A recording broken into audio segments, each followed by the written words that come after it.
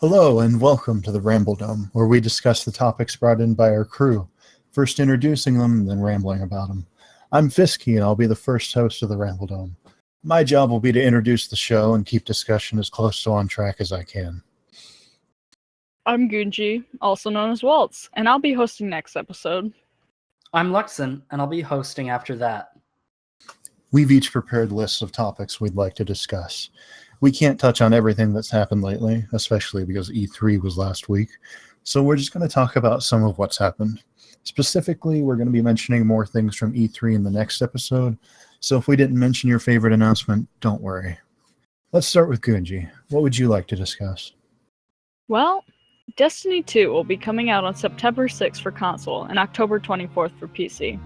According to Bungie, this new game has been in production since 2 months after the release of the original Destiny game, and will be much more focused on the story this time around, getting rid of the Grimoire cards that many disliked, and also expanding the open world exploration with added quest lines and dungeons called Lost Sectors. The gameplay looks to be similar to the first one, with changes to matchmaking and hosting, which are big issues for the first game. Another thing to note is that changes are coming to the Crucible. All PvP will become 4v4, and game modes from the first will either be adapted or dropped completely.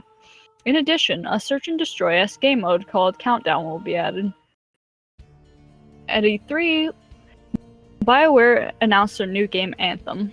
As of now, it looks similar gameplay-wise to other open-world RPGs, like the original Mass Effect trilogy and Destiny, with the charm of BioWare's cutscene-esque dialogue system. The suits, called Javelins, are to be completely customizable in looks and playstyle. In addition, The Evil Within 2, which was also announced at E3, is scheduled to come out on October 13th. The game is to follow Sebastian after the events of the first game, except this game is centered around Sebastian's supposedly dead daughter Lily, and his attempts to find her in the real world through the City of Union. Well, I will be bringing the facts that ex-FBI Director James Comey gave us in his testimony at the Senate Intelligence hearing. Starting off with the January 27th dinner that Trump invited Comey to. Comey stated that this was a very odd situation to have occur, especially with the fact that they were alone for the dinner. It is here that Comey claims that Trump said the line, "I need loyalty. I expect loyalty." Then, on February 14th, the president had all staff leave the room except for Comey. Comey states that in this closed-door meeting, Trump told him, "I hope you can see your way clear to letting this go, to letting Flynn go. He is a good man, and I hope you can let this go." General Flynn, who was the national security at the time, has since then been confirmed to be compromised by Russians. Trump then proceeded to call Comey 2 times, once on March 30th and again on April 11th. During these calls, Trump allegedly told Comey to lift the cloud on the Russian investigations. Trump confirmed in an NBC interview that these phone calls did occur. Clearly, these facts are troubling, and I look forward to hearing what my fellow Ramblers have to say on the matter. Now for a lighter subject. Star Wars Battlefront 2 is coming November 17th, 2017. Watching the trailer has me incredibly hyped. I went through the EA website and I gathered a few claims about what is supposed to be coming in the next game, and we'll also be speculating on the gameplay we saw at EA3. EA has stated that there will be 4 customizable classes, playable heroes, all the eras, including the new trilogy, the reinforcement classes, and a new battle point system. It also appears that you won't be flying on frickin' rails anymore. It has also been stated that all the DLC in the first season of the game will be free. Take it away, Fisky. Finally, there's my topics.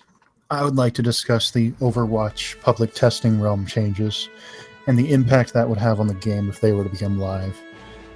We're getting a new assault map called the Horizon Lunar Colony. The Oni, Genji, and Officer Diva skins will be added to classic loot boxes. The crew's Deadeye targets now begin locking on after 0.2 seconds instead of 0.8 seconds. Damage accumulated over the first second has been increased from 20 to 80, and damage after that will be unchanged. Reaper's victims no longer drop health orbs, and instead, Reaper will receive a 20% lifesteal to damage dealt. Roadhog may be receiving a massive nerf, with his bullet damage being decreased by 33%.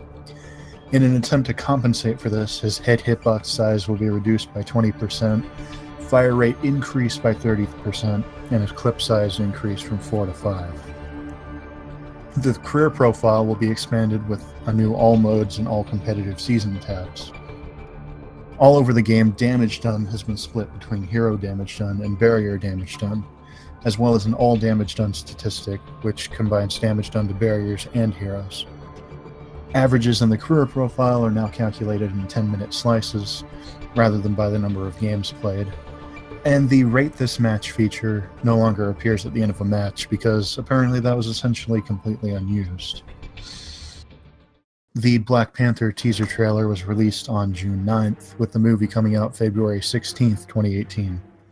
One of our members, Spot the Otter, had a birthday on June 14th. And lastly, I'd like to talk about what's happening with Triple F and the revival of our social media presence. All right, Ramblers, let's get rambling. This is the part where we go off script and just chat about our feelings toward the subjects and stuff.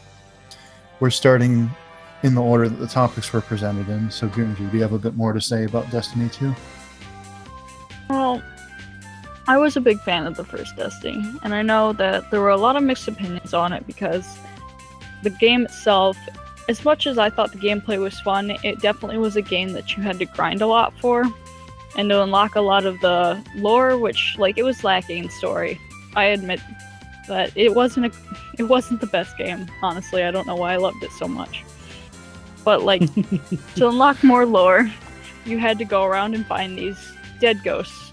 And what they did is they unlocked these Grimoire cards, which you then had to get access outside of the game on either your computer or your phone to read the background lore. And a lot of people really disliked that because it was a really convoluted way to... Hold on. Sure. What is it? You had to collect Grimoire cards, and that gave you information about the storyline? Well, you had your general storyline, which is what's happening now. But what the Grimoire cards essentially were was the backstory of the world, right? So the basic lore of the world as the Guardians have been discovering through as long as they've been alive under the Traveler, and stuff they have been digging up from the Golden Age and whatever. And that would drive me insane. It was hard to get all of them. I don't even have all of them. I tried so hard to get them all. And the ghosts are these tiny little robots, right? They're the orb-shaped robots, and every so garden you just find has broken. Yeah, ghosts. and they'll be hiding in different locations around the map, or you get cards for doing particular there were subquests that would give you cards, or defeating a certain amount of enemies would unlock information about them. And then for exotic weapons, you can only unlock an exotic weapon's backstory by getting the exotic weapon, which is a problem in of itself. The RNG system for Destiny was wild.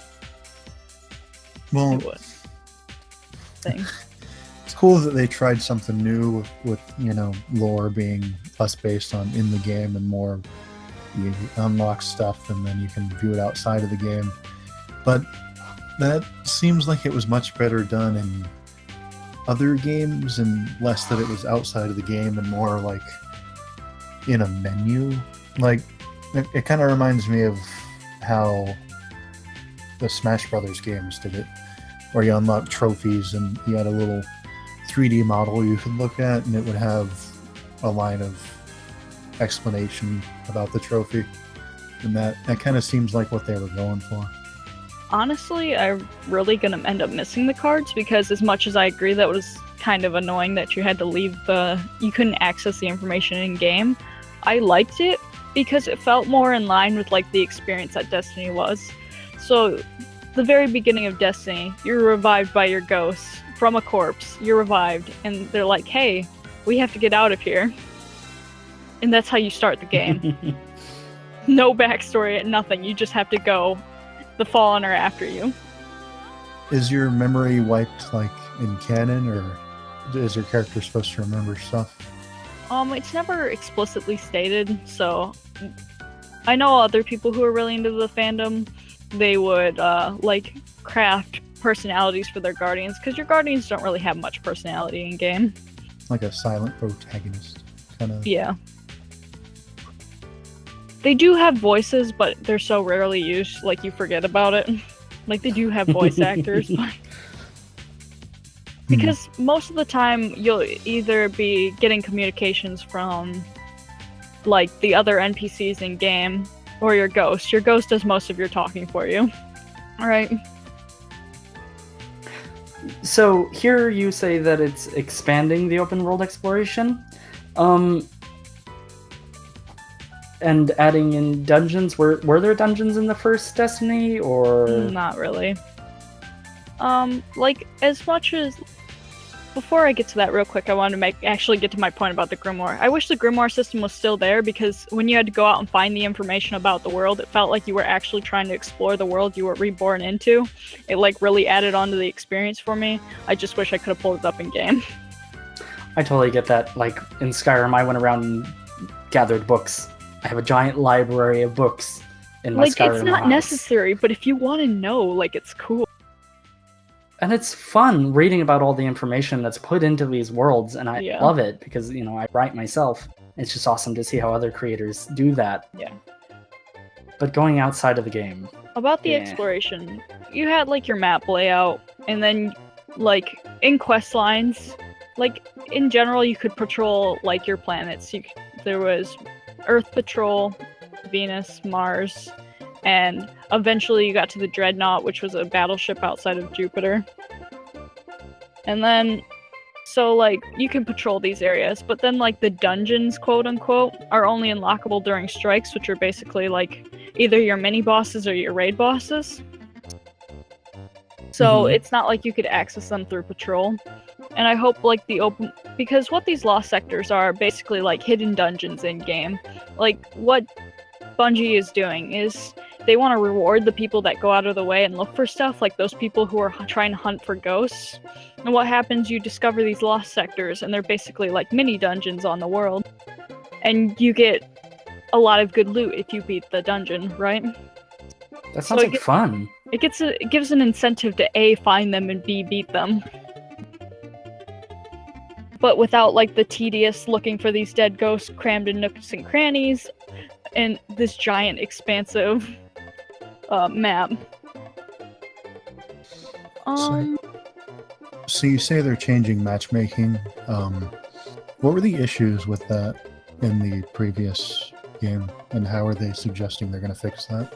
So, what happened with Destiny is that Bungie didn't have a whole lot of funds for the first game. Like, they didn't have any small amount, but between them working on it all the time, they didn't have a server to host it on.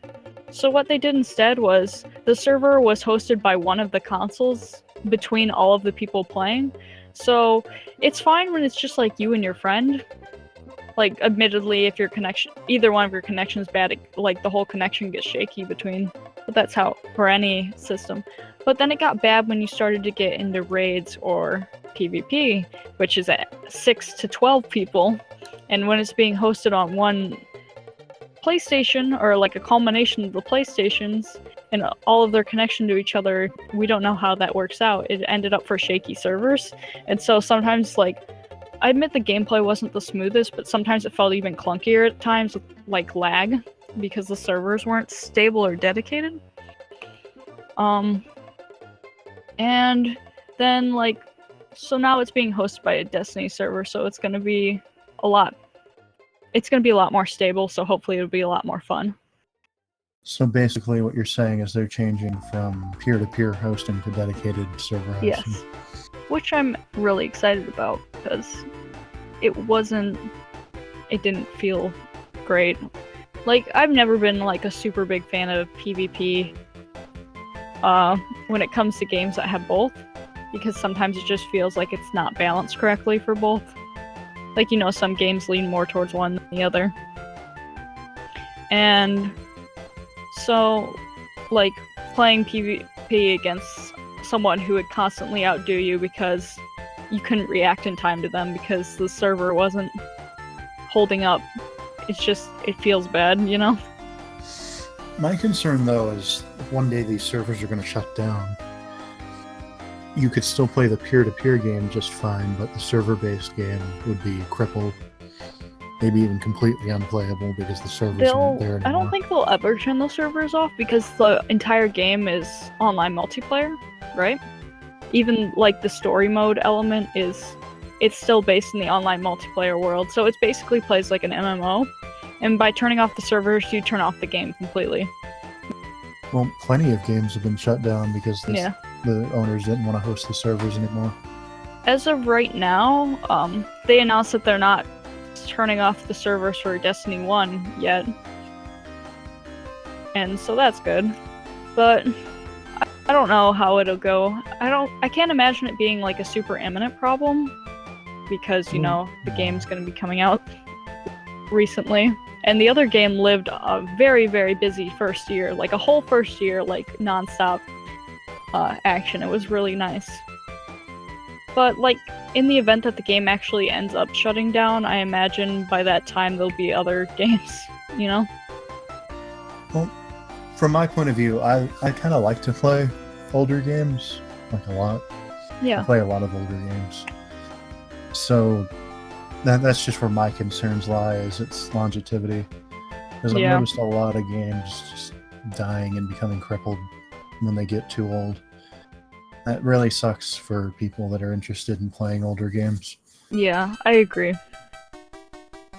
But like I said, like I don't really, neither of us really have that much control over it, and I imagine it's a problem. Like if it becomes a problem, it'll be like at least like 3 years after the games come out or something.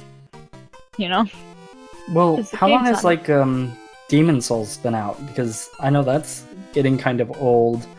I mean, it's before Destiny, and they still have their servers going. Demon Souls is all peer-to-peer. All Dark Souls games are peer-to-peer. There might be some server somewhere hosting the matchmaking, like that whole thing, but I can't imagine that takes up a whole lot of resources. Like, all it is just saying this player, these coordinates, and these are the people he's eligible to play with, so let's hook him up. Like, compared to other matchmaking, and specifically hosting the connection, like hosting a game session, it doesn't take up much server like resources at all. I wouldn't be surprised if they just hosted that indefinitely until the company went under, because like the server costs would be very low for something like Dark Souls. Well, I had heard at one point that they were planning on shutting those down, but then they had a surge of people start playing it because Dark Souls didn't want it to be shut down. Yeah.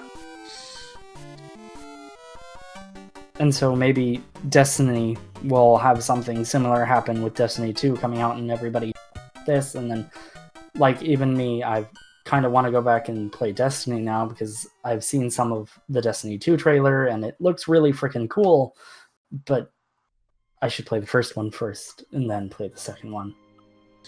My only problem with playing the first one first, as much as I'm super excited for Destiny 2, I'm still upset because they screwed over players from Destiny 1. And it might have been a limitation of the console, but it still is something that upsets me greatly. So I bought the game, pre-order. I played the beta, I pre-ordered the game, and I played all through the first year. I played all the way up until the second big DLC.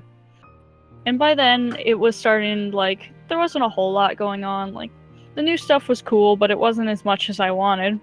And so I sort of fell out of playing it. And then Destiny announced a new expansion. And I'm like, yes, this sounds so cool. But they were only doing that expansion on Xbox One and PS4. And so I played for, like, I think it was like 2 years, basically. And then they're like, hey, you can't play this anymore. So I never got to finish the whole story of the first one. I played all the way up through the original campaign and then both expansion campaigns, and then I never got to play the third campaign. Which is something that really upsets me, and honestly still upsets me, because I love Destiny. I feel like it's sort of dumb how much I'm attached to that game, but... The PlayStation 3 came out in 2006. At this point in time, that makes it 11 years old. Mm-hmm. So Would much you- time. Like, consoles don't have 10-year lifespans. No. So getting the newest AAA games.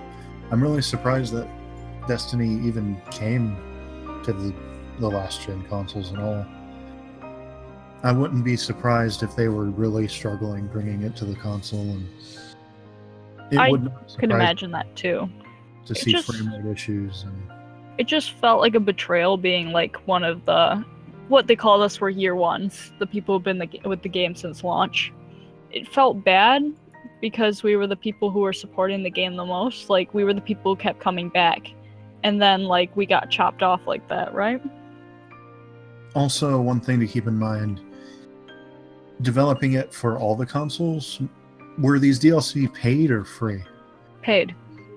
That might have significantly raised development costs, and that would have been passed on to the user.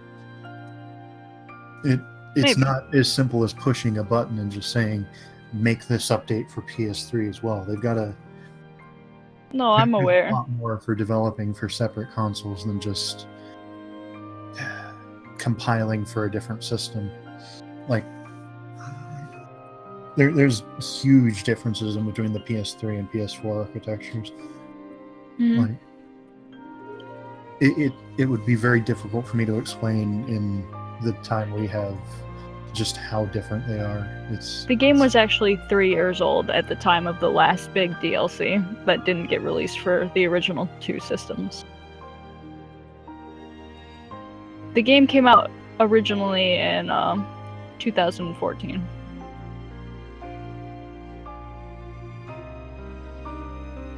Yeah. I don't know, I just felt like that was something to mention. Yeah. I don't know. I'm still looking forward to supporting Bungie because, like I said, like I did enjoy the game so much, and although I'm still upset I didn't get to play that last big expansion, like I'm looking forward to seeing what they do with this game to improve it. Because what I've seen from the gameplay is that it seems pretty similar to the first one, except with tweaking to the systems that were somewhat cumbersome and clunky. It looks like they were reducing on clutter and clunkiness. And the thing you didn't mention, and the one reason I'm even remotely interested in this game, is it's no longer a console exclusive. There's going to be a PC port for this game for the second one. And I'm not familiar with Bungie, but you say they're a partner company to BioWare? Like a sister company, you said? They're a sister company to Activision. And Activision is Not a sister BioWare. Jesus, no. I meant to say Blizzard. Activision and Blizzard, right. And back when the first game came out, like, it got so much hype. Like, the game was really hyped up because it was an open beta, so a lot of people tried it out. It was free open beta, you could play up to level 8. And a lot of people were really digging it. Because it was pretty fresh at the time. Like, maybe the concept, maybe not like the concept itself, but the gameplay was really different from a lot of titles at the time. So, Well, I was going to talk in context to the Yeah. PC support and how well that might be. Well, a lot of if people, there's anything like Bungie, like Blizzard's PC support, then Mhm. it'll be excellent, because all of Blizzard's games that I played on PC have been amazing ports, like to the point where it doesn't even feel like a port. It feels like it was developed for Yeah. PC first, or Yeah. equally. I'm excited to see how it's handled by Blizzard, because I never was like a original fan of Blizzard, but I've been slowly getting into more and more of their games. I've always enjoyed Blizzard games. StarCraft was a good game.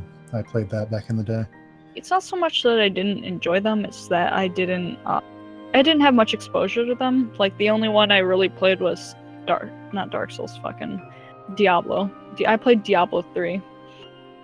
And then once I started getting into PC gaming, I got into Overwatch, and now I've been slowly expanding on their different games because of this. And I'm really excited to see that Blizzard is offering to host these servers for Bungie so that, like how they were doing with the first game, they can dedicate themselves to expansions and getting the patches, because they were always really good about patching things. So I'm really excited to see their dedication keep going, especially since they don't have to worry as much for the servers. Like, as much as they're going to be hosting servers, they don't have to worry about servers for both PC and console. I only have to worry about the console one. I was gonna say that I kind of was like you, I guess, that I just didn't have much exposure to Blizzard. But now that I've come to kind of know about them through Overwatch and everything, they do seem pretty awesome, and I like them. Yeah. You went on to talk about the PvP. How did the PvP play in the first game? Like, we need kind of a baseline before we can discuss the changes. There were different game modes, right? There's your team deathmatch, there's your free-for-all, there's what's it called? There's 3v3 elimination, which plays exactly how you think it sounds. There was a limited time event where it was called doubles. It was for Valentine's Day, and you could 2v2, which was actually pretty fun. And then they had like scavenger. They had a couple of like objective-based game modes as well, like domination, whatever. And most of the game modes were 6v6. Okay, that was what I was going to ask. Was the team size. So they're reducing that down to 4v4. Right. I guess from 6v6 to 4v4 isn't that big a change. But they're only going to have 4v4? They're not going to have like any 1v1 modes or like larger modes? As far as I know, they're not going to do anything like that right now. Like, I was looking around and all I was seeing was the announcements of PvP being 4v4. Which I guess is kind of cool, but also at the same time, it's kind of not. Because the way the first game functioned for a while is that there were 2 subclasses for each class. And so there were 6. And if you had queued up with your teammates, you could potentially have one of each class on your team, right? But that's going to limit your options. And if you're not queuing up with friends, like, I'm worried that matchmaking will dump you with like 3 of the same class guardian. So like you have 3 hunters and a warlock. And as much as like as much as PvP looks to be like team deathmatch, or what I saw the footage on was the new game mode Countdown. Like, as much as individual prowess is important, like, I was seeing that the Titans had a lot of barrier skills, and barrier skills are always a nice thing to bring to a team fight. And having too many characters that are focused on evasion, like your 3 hunters, like let's say 2 of them are running the Arc Strider class, which is basically a movement-based evasion class. And so then you have 1 gunslinger, and then 1, I'm gonna say just Void, one of the Void Warlocks, I don't remember the subclass at the time, who aren't as mobile, and so they're become easier prey than the other 2. And if you have a coordinated team on the other team, it makes it easier to hunt those 2 down first, and then just get the other 2. Well, you've actually given me a bit of a peek into why they've limited your options. I was going to say it's worse for variety, because if it's always 4v4... Well, there's that too. You don't have as much variety as 3v3 or 1v1. But actually, after hearing what you've had to say, I'm changing my mind. This would actually inspire more variety. Like you said, an optimal team in the first game would have 1 of every class, essentially.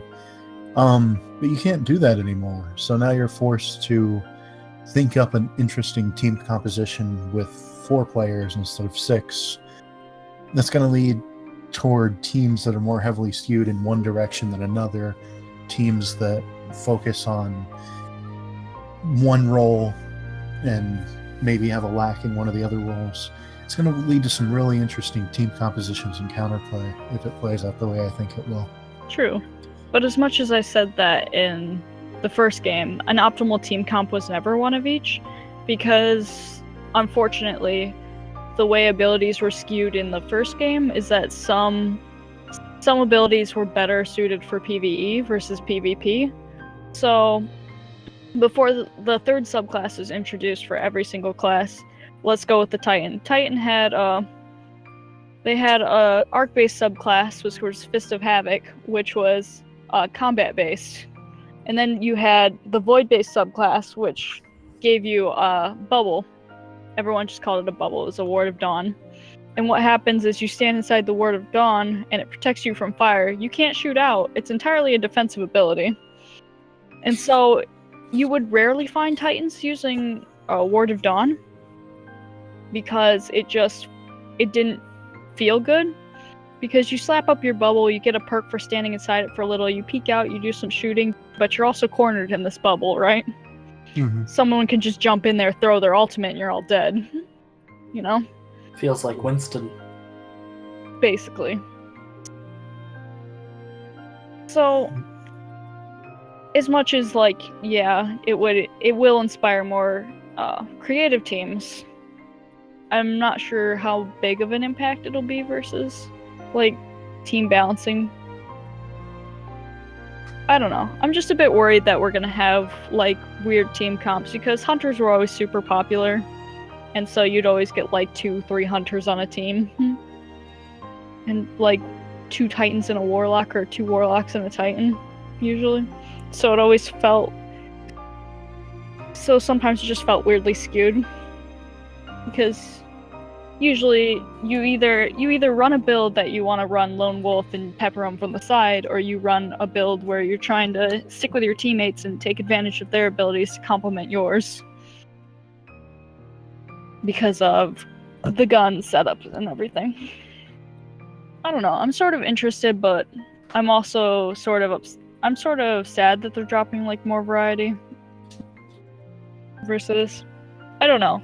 It seems like they're going to be making maps smaller, so maybe it won't feel as much of a big deal as it is. And one interesting thing is it's easier to get 4 friends together than 6. Well, yeah. And... So if you have a regular crew of people that you queue with, it might be a bit easier to play with them. That's true.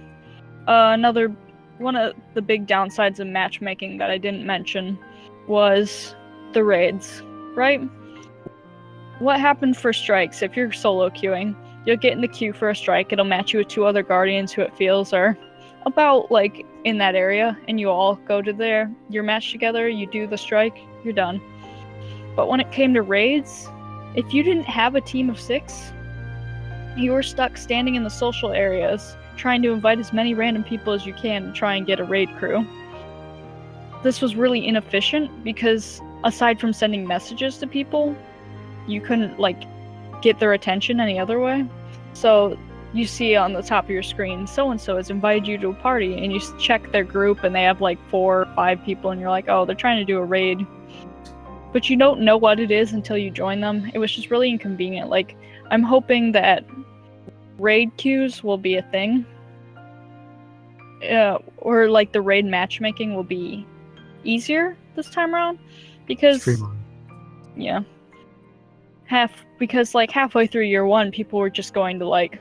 If you didn't have a bunch of friends, you would go to, like, Reddit or something, a Reddit thread, to try and find a group.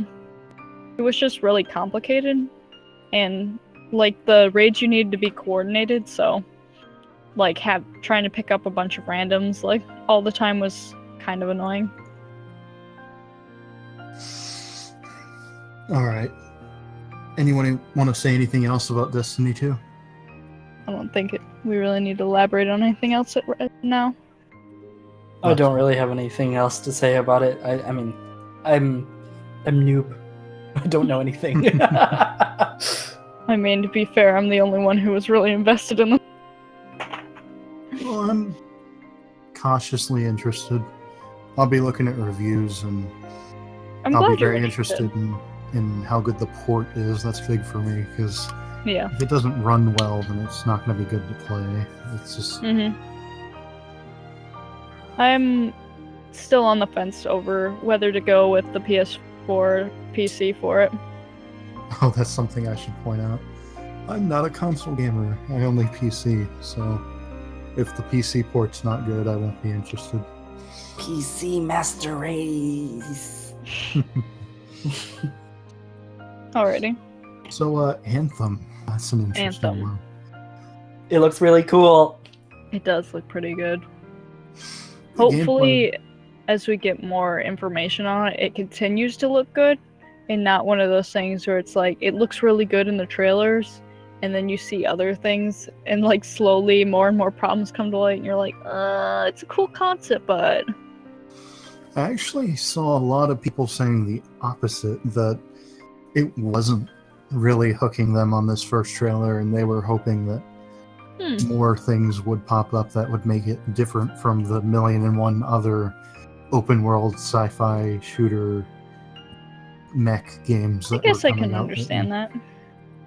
Because I don't know, I'm not saying I agree with them, I'm just saying I've seen people say stuff like that. It's probably just hooked me because the art is, like, what we've seen from the game art is pretty, but then again, I'm not sure if it'll actually run like that. I mean, hopefully it does, but we don't know. I'm just easily excitable, and it's just like they're in mechs, they're flying around. Oh my god, there's animals! I'm so excitable. Oh my gosh. I'm excited to see if the open world exploration is what it appears to be, because it was giving me serious like Skyrim vibes where you have to like walk around to discover locations, and then when you discover a location you can discover it more in depth through the dungeon, and I really enjoyed doing that. It's really sad to say, but I never actually completed the main storyline of Skyrim because I was too busy exploring. Oh, really? Really, I was trying to 100% the map for no apparent reason. Well, I mean, that's awesome because there's just so much stuff around in Skyrim. I was just so distracted by all the side quests and dungeons that I didn't really care about the main story, not gonna lie. And I'm really curious about how customizable these suits are gonna be because, like, I'm one of those RPG players, like, I really want to be looking fly as I go around. Me too. I'm super into customization. Like, the more customization, the better. Hell yeah. Not only, like, the appearance-wise, but also playstyle-wise. Because that's... what? To me, it looked like the design was really kind of ripping off Horizon Zero Dawn. I've never played it, but the animal design really... Because wasn't Horizon Zero Dawn's thing that all the wildlife was replaced with robots somehow? Yeah, I'm pretty... Yeah. I also didn't play it, but from what I've seen, like, that was, like, a big thing with there. And I can see what you mean by that. There was, like, in the trailer, this big, like, animal thing that had kind of the robotic, and it had the flat head, kind of like the really huge robots in Horizon, right? But it also looked like there were quite a few animals running around, like, a bunch of these really big, like, rhinoceros bear things. I don't quite remember. Making robot noises? I don't remember them making robot noises. They looked... No, there was, like, a blend of, like, the robotic sort of creatures that were being fought, and then, like, some actual just straight wildlife that looked very prehistoric in nature. I didn't spot any wildlife that wasn't robotic, but maybe I just missed it. All the animals I recall seeing either looked or sounded robotic. I'm hoping that, like, this game is going to live up to... or is going to live up to, like, my expectations of, like, open world RPGs, right?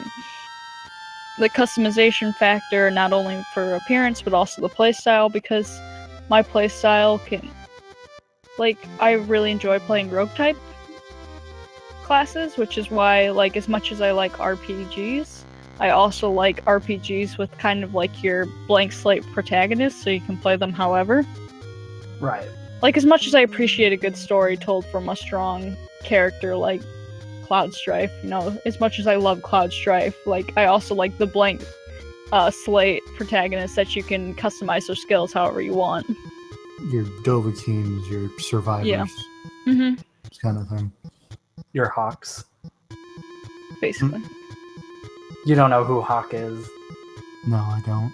I'm a Dragon Age fan, so not too many people are actually fans of Dragon Age 2, which is where they introduced Hawk, who honestly was a lot like, oh my gosh, Shepard. Hmm. Yeah, I knew I should have said Shepard. Damn it. It's alright. Regardless, I'm excited, but I'm not really sure what else to talk about because we've seen like the trailers, we saw what the release was for E3. That's about all we got as of right now. Because I saw one article that said they want to aim to release it in May, but I also saw one that said that they might not release it for like 2 years because they're like working on like trying to keep the graphics quality up while also like incorporating all of these other elements, so we'll see. To me, that demo we saw looked very, very scripted on rails. It looked like they didn't have a lot of material ready. It was also, despite the runtime being medium to longish for a trailer, not a lot happened. They sort of flew to one place, ran along a path, fought some things, kept running, and then the event happened. Well, they spawned in more teammates, and then the event happened. And they jumped into the storm, and that was it. Yeah. Like, not a lot actually happened during the trailer. Yeah. Also, they stated it in there, you have to pull in more team members for this event? Like, what? Well, something tells me we didn't actually get to see what the event was. They, like, jumped into the storm. It was this I big think it was electrical like hurricane. And they jump into it for some reason. I think there's that's kind of like a teleportation to, like, a dungeon or something, like a raid I of some imagine sort. it'll go kind of like how Destiny's Strike Zones went, right? So you have you and your friend, you're going along, blah blah blah. You unlock the strike, you can't go into it without a full fire team because the enemies in there are stronger than your run-of-the-mill enemies. So they want to like boost up your... I imagine it'll be something akin to like a mini-boss or a boss dungeon sort of thing. I'd love it if they didn't limit the minimum number of people you can go in with. It's just you go in the first time with 1 or 2 people and you get your ass kicked. So next time it happens, you're like, let's just spawn in 6 people. Or like it's like, here's the dungeon recommended X amount of people, but you can just go in as is. Prove that you're a tough guy. By the way, I did go ahead and look at the trailer while we were talking and everything. There are a variety of these animal-esque robots, and then there are these, like, really absolutely kind of adorable, like, bunny kangaroo rats that you walk past at some point.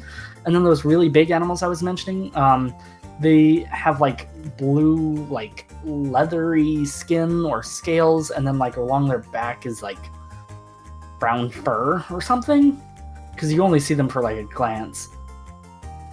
But yeah, there is this mix of like robotic animals and normal animals. I'm sort of interested to see how the lore of that game will work, how it's like this weird like primordial like area outside of the city, but yet there's a lot of elements of technology there as well.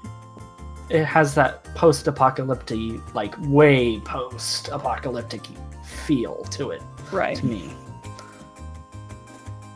So, we only really have the one trailer and maybe a couple bits of information released, and people wrote articles based on the trailer and a couple little tidbits of information for Anthem. And isn't that pretty much all we have for The Evil Within 2? Just like 1-2 trailers and some little news blurbs. Hopefully they'll be releasing a little bit more information because it is scheduled to come out this fall. You know? Well, they'd be crazy not to if it's coming out that soon. Well, yeah. I'm excited to see more about it because I recently replayed Evil Within to get like my basis back for this game because I enjoy psychological horror. I'm not generally a big fan of horror games because I'm not a big fan of like shock value jump scares, right? Mm-hmm. Like sure they get you, but after a while it just becomes old, stale. Like I want it to keep it fresh, to keep it to have the game keep me on my toes. And while not all moments of Evil Within were like that, there were certainly enough to keep the tension up. Like, I mean, playing through it a second time, it's not quite as bad, but nothing replaces playing a horror game for the first time. All I have really to go off of is I saw the trailer with you, and it was my feelings towards it is like it's weird, and I've never really been into anything.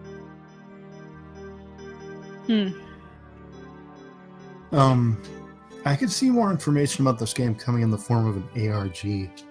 I don't know if the developers ever do anything like that, but an ARG? It could be a very useful tool in building hype for the game. I'm not familiar with that term. You don't know what an ARG is? You remember Sombra from Yes. Overwatch? How there was puzzles inside and outside of the game, and they had to get solved, and little bits of information about the backstory were released inside the puzzles. Yeah. ARG stands for Alternate Reality Game, and the concept is basically stuff in the real world, and stuff on like websites are used. That would fit in well with the theme of this game, considering, well, the last game wasn't as focused as much on this, but this next game is going to be really focused on the melding between both the psychological world of Union and then the real world, because he's trying to find his daughter and his clues are found in Union, but then he's also trying to use the clues that he finds in the real world to try and find where she's located. And I'm really interested in seeing how that will work. And so that would really make sense with the game, because even the original game, you weren't really sure what was real or not. Like, I'm not going to spoil anything, but that's kind of like what's happening in the game. You're like, I'm not sure what's real. Like, you have distinct parts where you're like, no way this is actually happening. And then there are bits where you're like, well, I don't know, maybe. It was very Resident Evil-esque, I guess. Like, do they like do that whole liquidy thingy that they did thingy? In the trailer? It was all like The there marshmallow was lots of fluff. liquid. Oh. Yeah, The marshmallow fluff? That never Liquid happened in the marshmallow. first... Remember the part where the monsters came in the trailer? Like, yeah. with the pastor, and then those monsters are very what the first game was more like. A lot of the times you're trapped in dark, claustrophobic areas with monsters crawling around, and you can just straight shoot them up, or you can take the stealth approach and try and use traps that are littered around the area. You have to be careful of traps as you're going through these stages, as well as the monsters.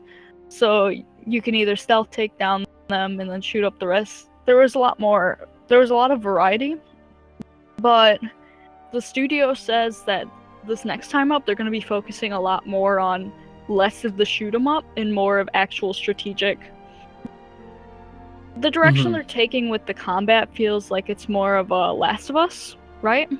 There were parts where you were just supposed to shoot through them, but then like the other half of the game was trying to sneak around areas, take out clickers, because it was so hard to just defeat them. I hated a lot of enemies. But I'm sort of excited because they say they want to expand more on the actual like psychological horror aspect than just a lot of the first game. Like, there were some enemies that were really, really scary to me, but then like for like the most part, I'm just like, you're annoying, get out of my way. Well, I can kind of get that, what the feel is that they're going for. The reality and the psychological part of it all melding. It kind of makes sense metaphorically with all the white marshmallow gooey consuming people thing going on there. And The marshmallow fluff, can we just call it that? why not? But yeah, like from a metaphorical, artistic view of that trailer, Mhm. that is a really good way to reflect how it's melding that way. And as much as it's supposed to be centered around his daughter's mind, they say they're including a lot of the stuff that happened to him and how his mind is also a big influencer on this world. So I imagine we're going to see things from the first game again. I'm really, really hopeful that... I know for confirmed one of the characters is coming back from the first game. She's one of your co-workers, and she's confirmed coming back, but we don't know the status of some of the other characters, which I'm hoping will make either a unexpected dramatic comeback, or it'll take a really dark turn. I just want to share this real quick with you guys. I think the one time I ever really got horrified by a video game was this game for the GameCube. So that was like a long time back now. I was like 12, sitting in my room in the dark, playing Star Wars Bounty Hunter.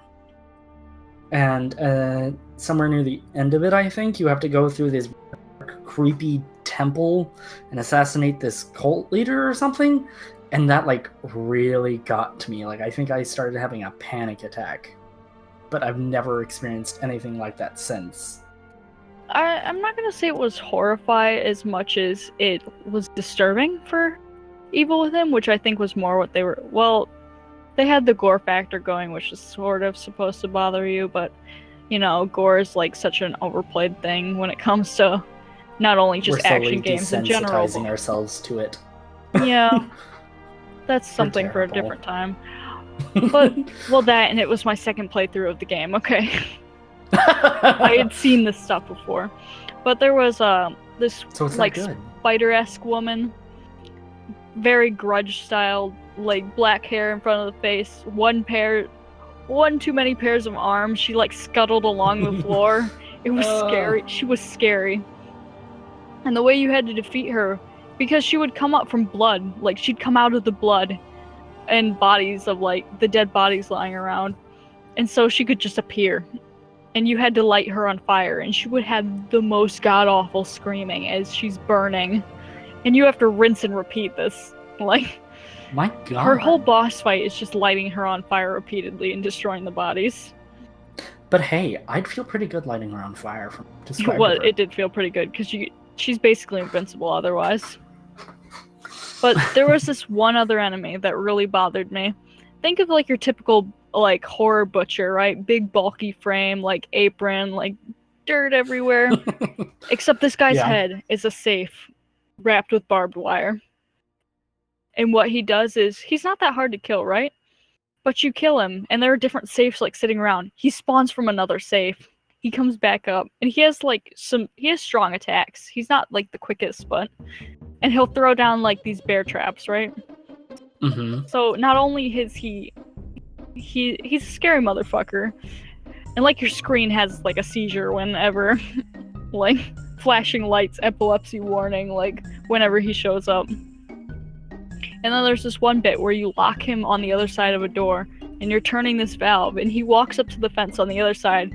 He stares at you straight, and he breaks his own neck to respawn in the room next to you, and it really bothered me the first time I saw it. I'm like, why are you so creepy? I can see that. And then you think the boss fight is over. You think it's over. And then it turns out there's tentacles inside the safe, and you're just like, get off my face. Oh my god. But yeah, there was just a couple of enemies where I'm like, damn. And then some of the other ones were just like, you know, this is so Resident Evil, I'm not even spooked. I'm just like, what is that? What is that? You know, like the newer Resident Evils. What is that? Stop that. That's not even scary, it's dumb. The evil tentacles were within the safe. Yeah. Yeah. Alright. So I'm really looking forward to the new Evil Within. I'll let you go have the nightmares for me, and I'll just stick with the pretty views of Anthem. I'm doing both, my dude. Alrighty. Well, horror games don't really hit me very strongly. There's like two situations where horror games really affect me, and the first is VR. In VR, It's in front of your face. everything really has this really like presence. Surreal. Like you can get really into it, and the NPCs really feel like they're there. Like you feel like you can feel them in the room with you. Mm-hmm. That is what gets me about horror in VR.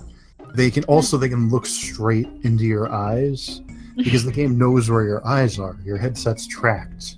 Mm-hmm. And if you know the shape of the headset, you can know exactly where well, because your eyes are the cameras. Anyways, they can look straight into your eyes and Look into your like, soul. Yeah. VR Screaming. horror is something completely different. Like I'm Well, yeah. excited to see where that goes. The With second, the VR horror, Mhm. I'm worried about me doing that because I've been shown into the past, you know, the whole flight or fight reaction that people get. I've been shown constantly to react with fight. Like, I've accidentally punched people in the face before because they snuck up on me. And so I'm kind of interested of like, how would I react in VR to that? Well, if the developers are any good, they'd have expected that. Assuming it's like a Vive or a Oculus Rift with touch controllers where your hands are tracked, they'd have expected like you to do certain things with your arms, and any good developer would have some kind of like reaction built into the game for however you react. Mm-hmm. A lot of game development is figuring out how people are going to react to what you've done and Mm-hmm. building in sort of scenarios for those reactions. Yeah. That'd be really cool to do sometime, is try out some VR horror stuff. Put it up here on the channel, let everybody watch me freak the fuck out. I'll see. Alrighty. And the second thing, the way horror games get me, is traditional horror games on a flat screen. If I'm sleep deprived, if I stay up for like 48 hours straight, horror games freak me the fuck out. The first time I played Silent Hill was on my PSP on a tiny little screen. Not even using the whole screen, it was a 4:3 aspect ratio on the wide PSP screen. But I got so like invested in that, so immersed. And it was because I hadn't slept like 2 nights before that. I was so tired. That game freaked me the fuck out. And it's a PlayStation 1 game. By no right. On a tiny little screen, and it wasn't even dark. I was in like a half-lit room, like sunlight through curtains.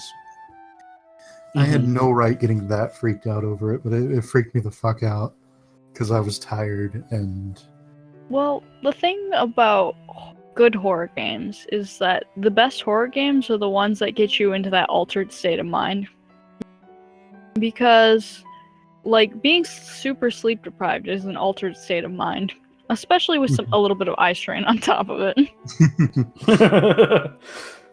Which is another reason why I'm just so much more invested in, because I was never into horror at all. And then I remember getting really into RPG Maker horrors, like little pixel horrors. They're by no means legitimately scary, but they were some of the scariest games I had ever seen, because they were using the build-up of the story to have like the impact, because they're like, yeah, these are pixel graphics. Look at this sprite. How scary is that sprite? it was all about atmosphere building. Yeah. And atmosphere building is the best, the key to any good game, really. Mm-hmm. But it especially shows up when you have a good horror game, because the better atmosphere you have, the more personally you feel you are sucked into the game, and the more that alters your mind to be more deeply affected when things happen. Suspension bridge effect. Oh yeah, and another thing about VR, you're alone. It doesn't matter who's sitting next to you. It doesn't matter how many lights are on in the house, how many people are around. You got a good pair of headphones on and the VR headset. All you can see, all you can hear, all you can feel is the world you're in. That is great for horror. It's great for immersion and getting like into those worlds. That's another thing. Like when you're sitting when someone's sitting next to you and you're playing a horror game, it's not nearly as creepy because like you're right there. You're with your friend. It's not that bad. But in VR, it doesn't matter if there's someone next to you.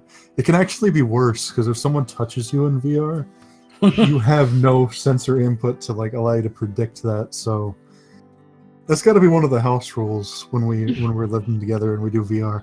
You don't touch the person in VR. You find another way to contact them.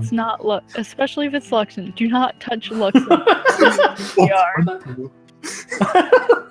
I feel so bad when I do too. Because I didn't mean to. You startled me. Like I scared the hell out of this dog that came chasing at me and my friends out of the dark. Really tall grass in the backfield. Shoots out of the grass, barking out of it. And I don't know why. I charged the freaking dog. And the dog actually began whimpering and running away. As I was screaming at the top of my lungs, chasing it. And it's like, I felt bad afterwards because the dog probably just didn't want us there. And I was just, like, frightened by it. Feels bad, though. It's okay. Seriously, though, getting touched in VR is one of the worst feelings in the world because you're not expecting it at all. Like, you're so immersed in this other world, you forget the real world exists. And just something touches you, and you can't see it. And it's like when you get a spider on you, and you're just like, ah! Except you look down and you can see the spider, and you know it's a threat. When something touches you in VR, you look down and there's nothing there, not even your arm. Just, by the way, the things that cause a panic attack, actually, which kind of goes in with the whole horror thing, is halt. Hungry, angry, and there's an LT, right? Lonely or tired. And so, with the horror game... I got like 3 bases covered already. That's probably what I had like covered when that Star Wars Bounty Hunter game was happening. I was alone in this dark, foreboding temple. And it was dark, and I was tired, and then there was the screaming lady, and it scared me. So, step 1, stock Snickers bars in the VR room. That would get rid of the hangry problem. Lonely and tired. Isn't that the point? Yes. Is that the point of the game? To be lonely and tired. Me screaming, shooting my way out an evil thin. If you love me, let me go. Fucking mowing them down with my new machine gun. Let's go.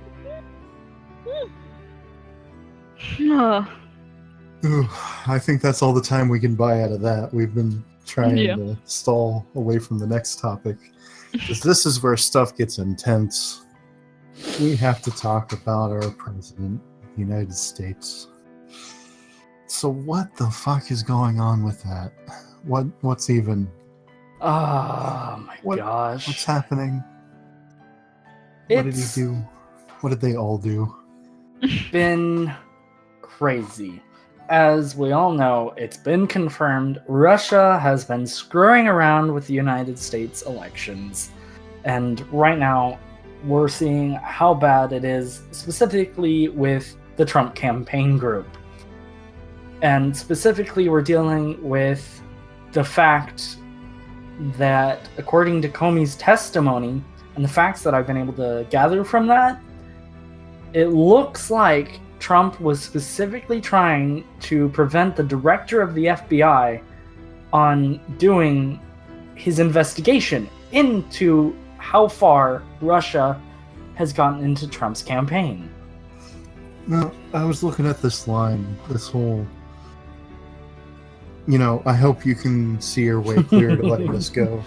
That seems like the kind of thing that would work crooked businessmen, not, government officials. Like, I think what we're seeing here is Trump trying to use practices that worked in business, but it's not working out in government. I mean, he did say he was going to try and run our government like a business, and the businesses you look at that he's been involved with have generally been very shady. I haven't really looked into his dealings. I try to avoid politics a lot of the time. They bother me. I don't like them.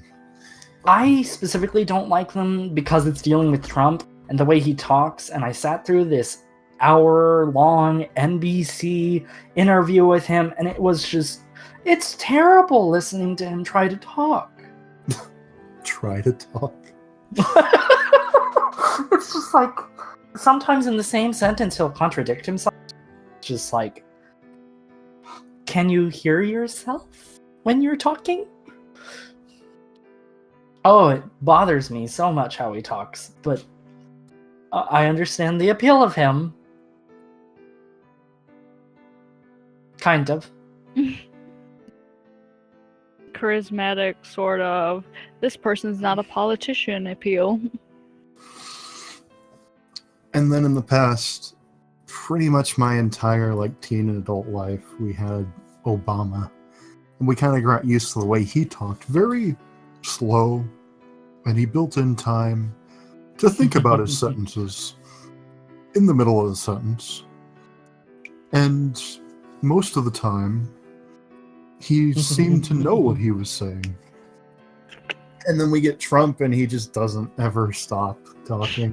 It's just like when you're trying to write that essay at 3 a.m. and your entire essay is one run-on sentence, but you don't care at this point. It just needs to be turned in. I'm the best at getting this information on. I'm fabulous on. By the way, my daughter, she is looking so great today.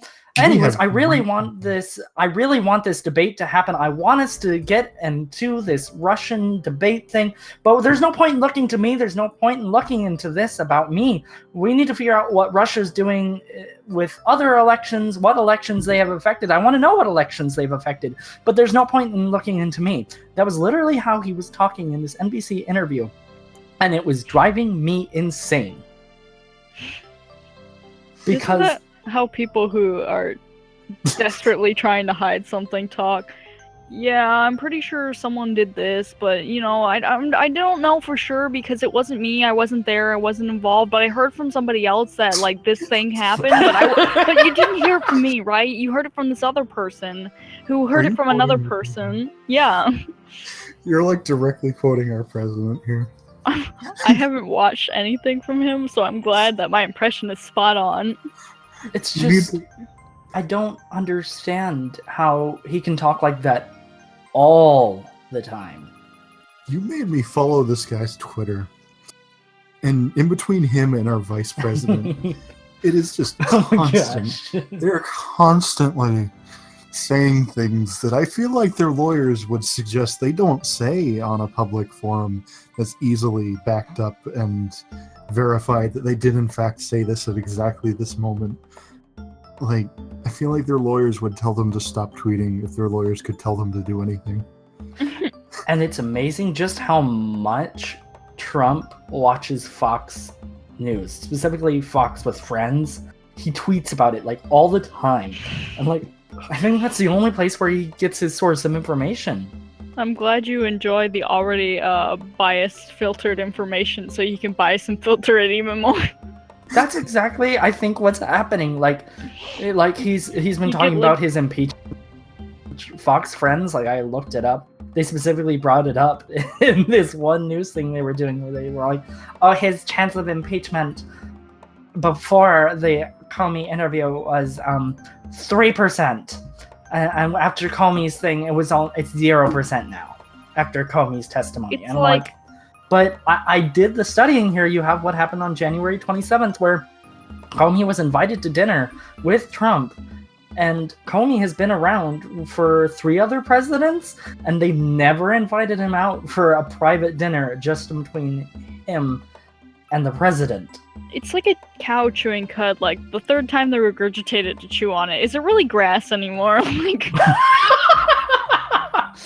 Honestly, it's kind of sad that the president doesn't spend time with his, the other government employees. You think Comey deserves a nice dinner with Obama or with other presidents? Obama's enjoying a nice Father's Day. You leave him out of this. Obama's finally done with the cow shit that is the United States government. You mean that cud? Exactly. Information so horrifically recycled that it's barely even recognizable anymore. It's sad, honestly.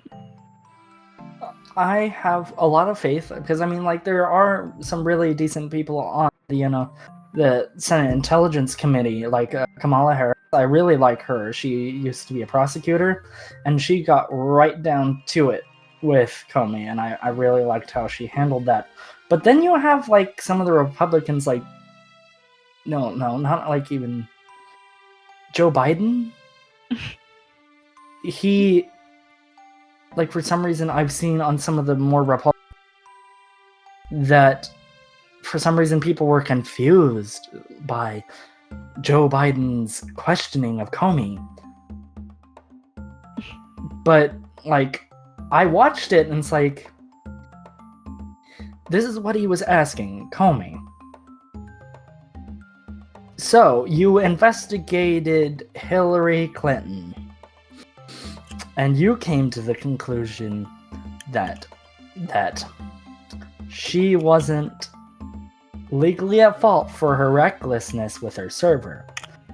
But now, you're saying that Trump, on this matter, is somehow doing something wrong. And Comey, like, tries to clarify, like, several times that, yeah, I investigated the Hillary Clinton situation. There was some wrongdoing, but not enough for me to charge her with anything. And this is a different situation altogether. We're looking into what happened with the campaign and the Russians hacking it. That has nothing to do with Hillary Clinton's server. Mm-hmm. And Joe Biden just didn't seem to get that. And the more Republican news is taking it like he said the words of God or something.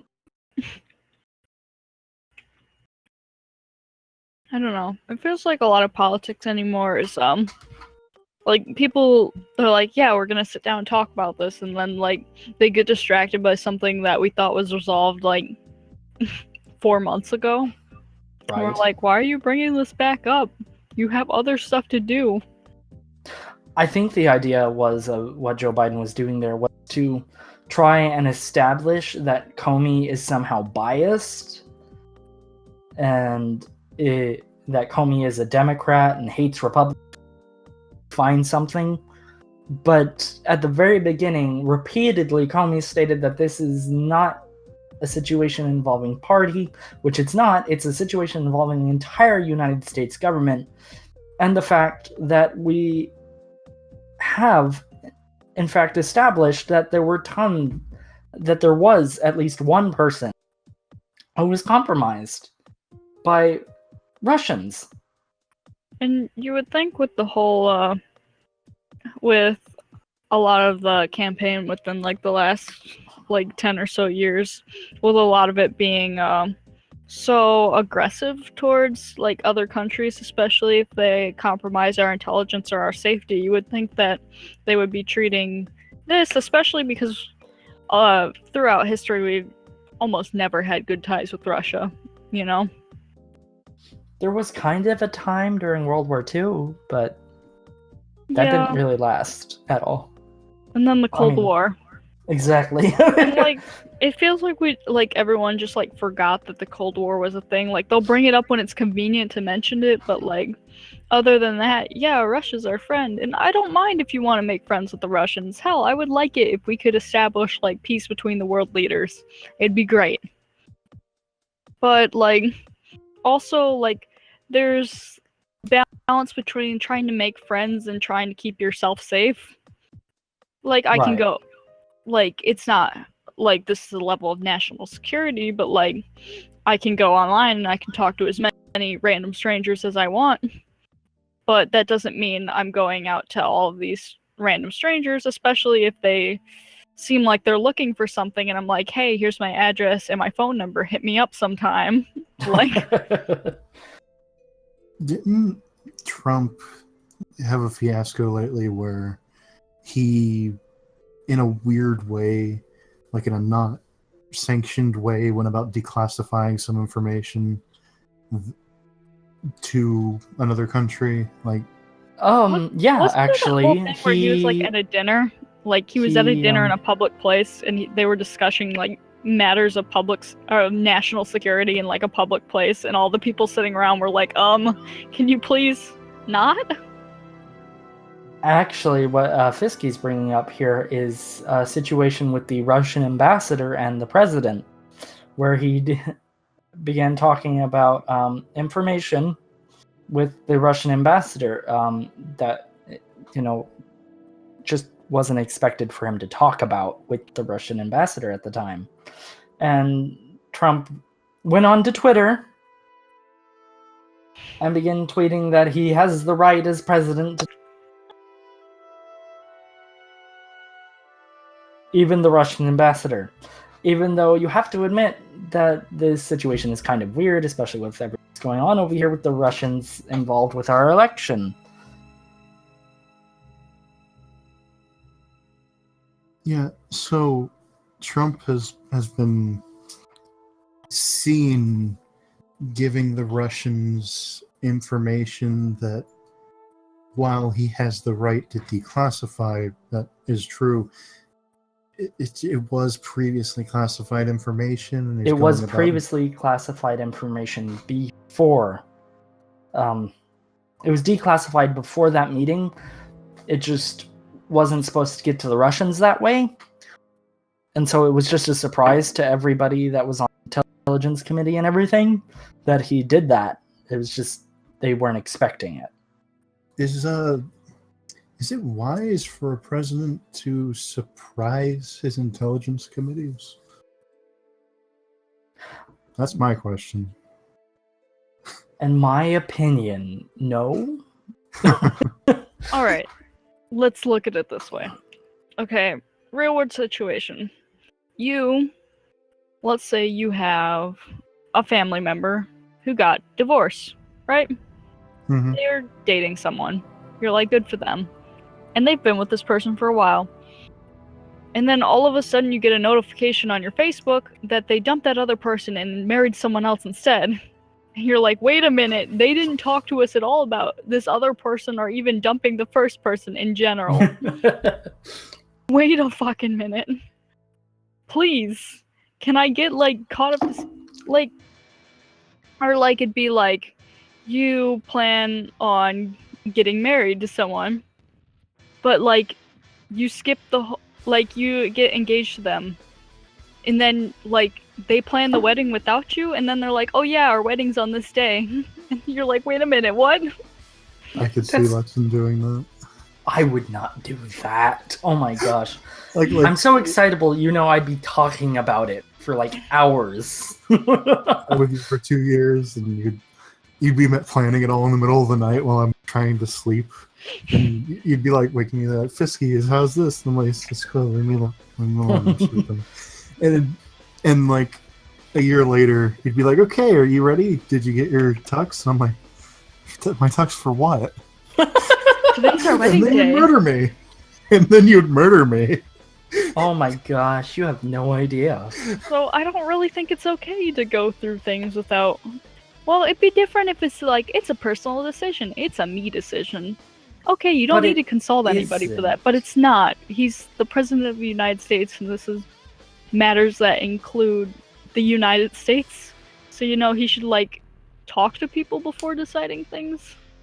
Is he supposed to, independently handle foreign affairs, or does he have an advisor for that? No. He has a armada of advisors. And this is actually kind of part of the reason why a president can't declare that we're going to move all away from war zones, is because there are tons of advisors that command and control all those different things for the president and in the name of the president. And so the situation here that's awkward for Comey is that Comey technically served at the pleasure of the president. But because of the type of work that the director of the FBI would come under, he's not supposed to feel the political pressures, which is what it seems Trump kind of started to do by pointing out that he could be fired by the president at any time. See, that's and then saying, I need loyalty, I expect loyalty, and then at the February 14th, where he cleared the room. Why would you do that, for one? Why would you clear all of the room except for Comey? That is a huge no-no. And then tell him, supposedly, I hope you can see the way clear to letting this go, to letting Flynn go. I hope you can let this go. I'm imagining that scene in Star Wars. Was it episode 2 or 3? When, I think it was 3. When Emperor at that time, he wasn't known to be the Emperor. Palpatine was sitting there with a bunch of people, and Anakin shows up, and he's just like, everybody leave. Have you heard about Darth Plagueis the Wise? Oh my gosh. Why would you make everyone else go away if it's okay to talk about these sort of things, if nothing fishy is going on here? And then he tells Anakin, hey, you know what you should do? Kill these people. Kill him. The Sith Lord. Become a Sith Lord. Kill him. Sweats. It's bad. I don't know, that's pretty fishy to me. It's bad. The Attorney General is in charge. Go on. It's bad when I can. My first thought when you're describing the president of our country is, isn't that kind of like that thing that the Emperor of the Sith Lords did in that one movie? They were imperializing and effectively trying to take down the government that stood against them. Sweats. Oh boy. Breaks out in a cold sweat. Ooh boy. And see, there was no reason to have everybody else leave the room, because the Attorney General and the Deputy Attorney General are the people that Comey normally reports to. He's not supposed to report directly to the president. And Kamala Harris, who I am a fan of from this hearing, even pointed out that as her time as a prosecutor for the state of California, usually when a guy comes up to you holding a gun and points at your head and says, I hope you'll give me that money there in your purse. I hope isn't really the words you get caught up on. I mean, it's more like you look at the gun and hear, give me the money, and you're sweating. I mean, you have to look at it from Comey's point of view. It was pointed out by some of the Republicans that, why didn't you point out to President Trump that this was totally not okay? And then Comey's all like, well, I don't know, maybe because it's really scary having the president make everybody else leave the room, except for you? And then it's like when the teacher calls you up to their desk, when class ends, and you're just like, no, not like this. Exactly! And you can't tell them that you have to go to your next class because you got a test. No, you gotta stay there. Like, you can't leave. Like, that's not under your jurisdiction. Exactly! You gotta listen to your superior. And then also, it was just so strange for him because no other president has done that. Wow. It's the job of the Attorney General, who has been confirmed to have been talking to the Russian ambassador during the Trump campaign. I'm not going to get into that now. It was the Attorney General's job to brief the president on how to conduct yourself within the White House. Was he talking to the ambassador before Trump was president or after? Before. Okay, because I was going to say, isn't that kind of what ambassadors are for? But if it's somebody who's not even in a position of, government, it doesn't make sense for them to really be talking. Mm-hmm. It seems more like they're planning something if they're talking beforehand. They talked beforehand, and then... See, this is the thing, though. General Flynn, who was also...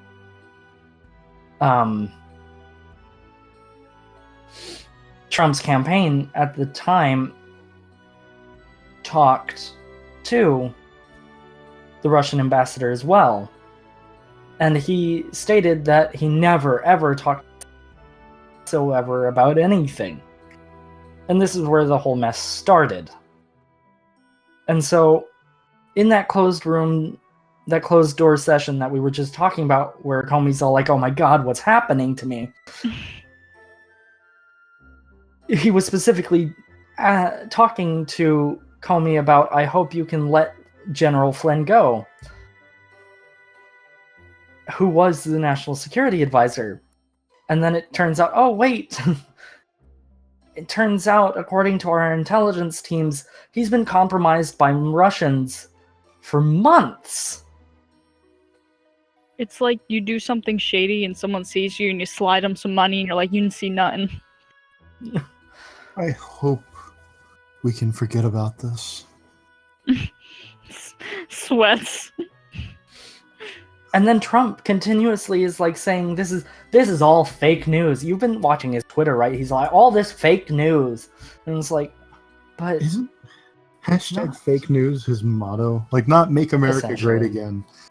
Like, fake news. I swear he says that more often than make America great again. And I've been hearing that ever since, like, the beginning of his campaign. Fake news this, fake news that. I'm not saying there isn't, like... I'm not mocking it because I feel like news isn't a problem. Like, there's no fake news out there. I just... He talks about it a lot. Like, a lot. Mm-hmm.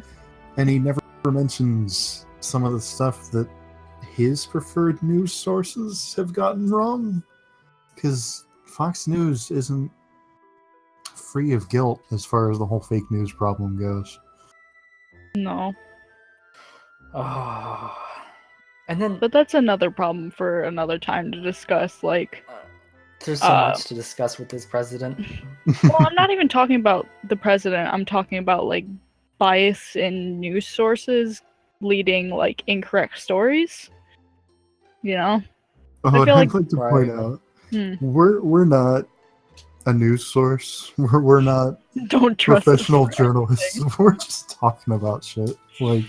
Hey, I did a lot of work for this. I went and read through, and I sat there and watched hours of the president talking. I scrolled through his tweets. I read all of them. To form an informed opinion, yes, but we're not. I gave facts here. I gave facts. Yes, but also opinions. Yes, facts I did give a lot of opinion too. It's okay. We're just saying, like, take everything we say with a grain of salt, like... Don't kill us, please. I mean, if you want to kill me, you can hit me up at this address right here. Let me just pull it up for you right now. Are you Googling the White House's address? No. No. I actually wasn't. I just picked up a random piece of paper on my desk, and I... You can hit me up on, I don't even know. No, I want to move on to the calls that he made, because I do have something Trump. Right. Mm-hmm. I have something in the defense of Trump, where he called twice to talk about the same subject. Gonna say that's still fishy. You shouldn't be calling the FBI director directly. You're supposed to talk to the attorney general and his deputy. But no, he went to the director.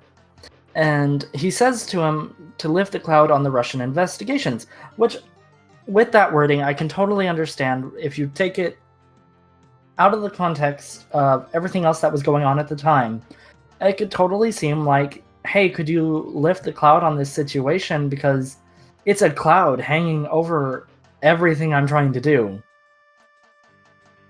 To me, if I heard that completely out of context, which I haven't done any research on this at all. I hate politics. Completely out of context, to me, that sounds like he's saying, make it more public what your findings are. Lift the cloud Really? on it all. Yeah. That's what I'm hearing. That's not how it...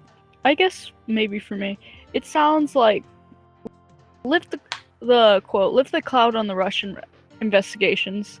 Like, it makes me think more like the cloud is the investigations themselves, and to lift the cloud, like, stop the investigations. They're getting in the way. Like, it's just muddling everything up. He did, I believe, if I remember right, Trump did take to Twitter, as he does. As he does. I mean, it's true. Anyway. That's what he does. Go on.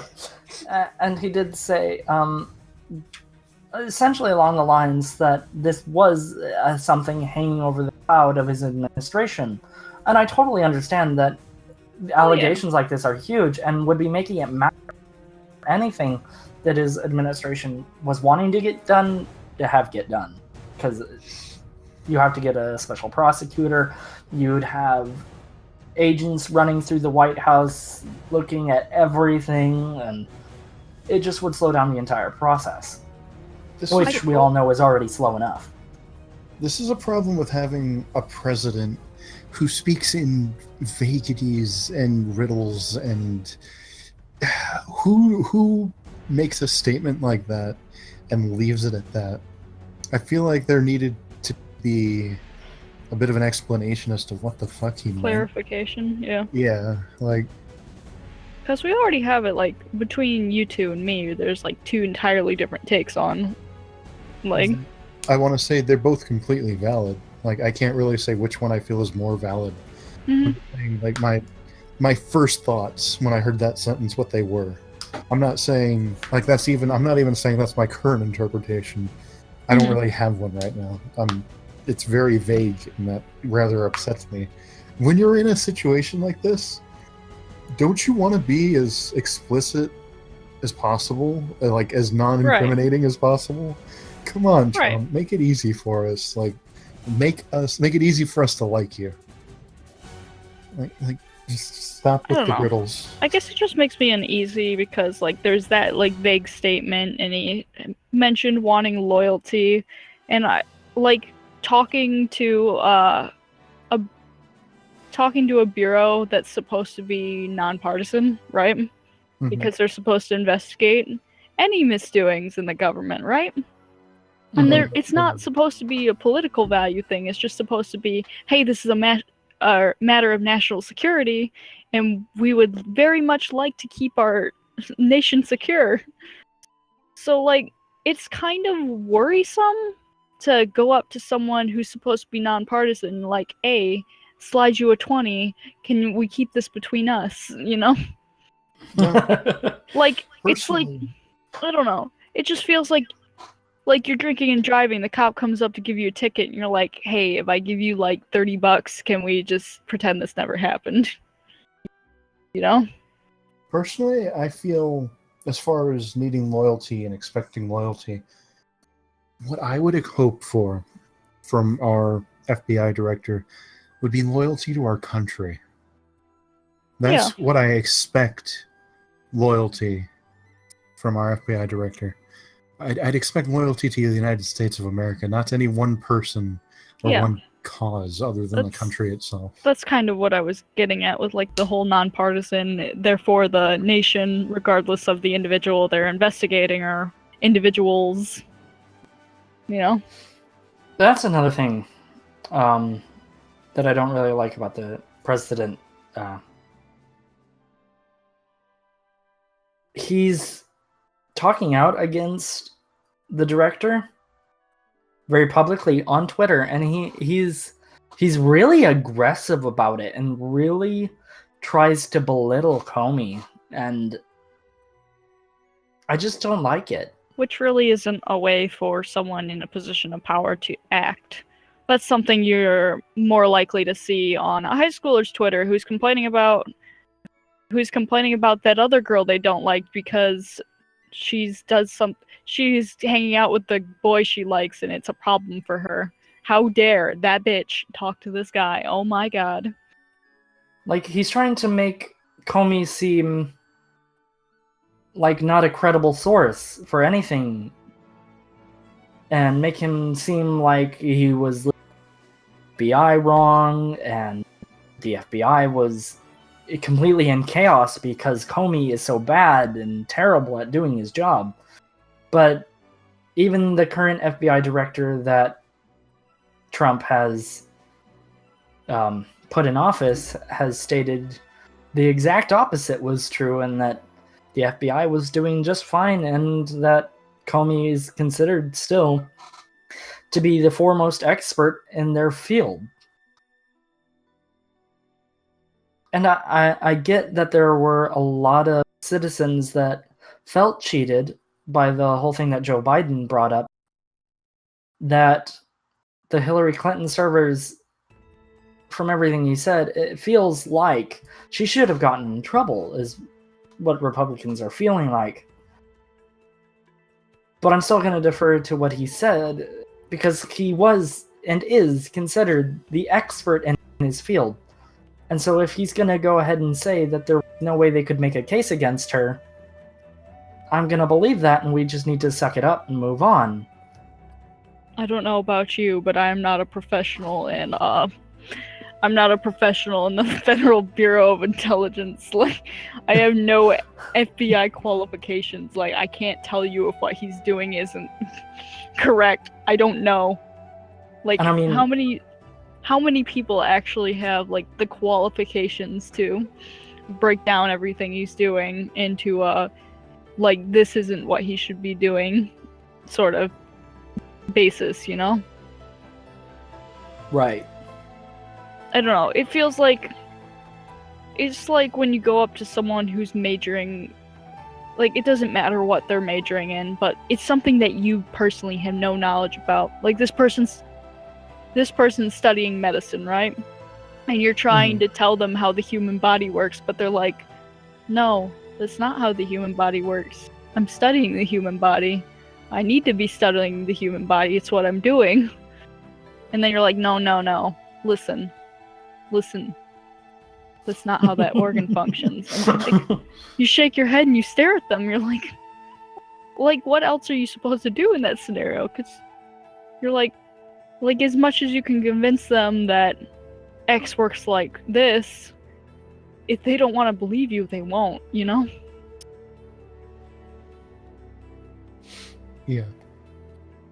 So it's just like it's a stressful like situation, because like it's hard to decide who's right and who's wrong, because like I said, it feels like most of the people, like most of your everyday citizens, like, we don't have the qualifications for government. Like, how are we to know if this bureau or that bureau is doing what they're supposed to be doing, you know?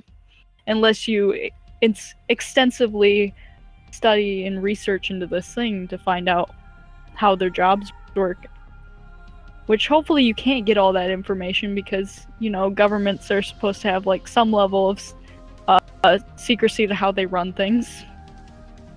I mean, yeah, that's why we elect people Yeah. who are supposed to represent our ideals and make sure that everything continues to run the way we would like it to. And then it just feels And like have a with clear all these understanding of it. officials butting heads and no one wants to see things the other person's way, like, like, in as much as like the investigations might be making it annoying for the Trump, for like Trump's agenda to be worked out so he can pass legislation and whatever. Like, as much as that is annoying, he's only prolonging the problem by carrying on like this, you know?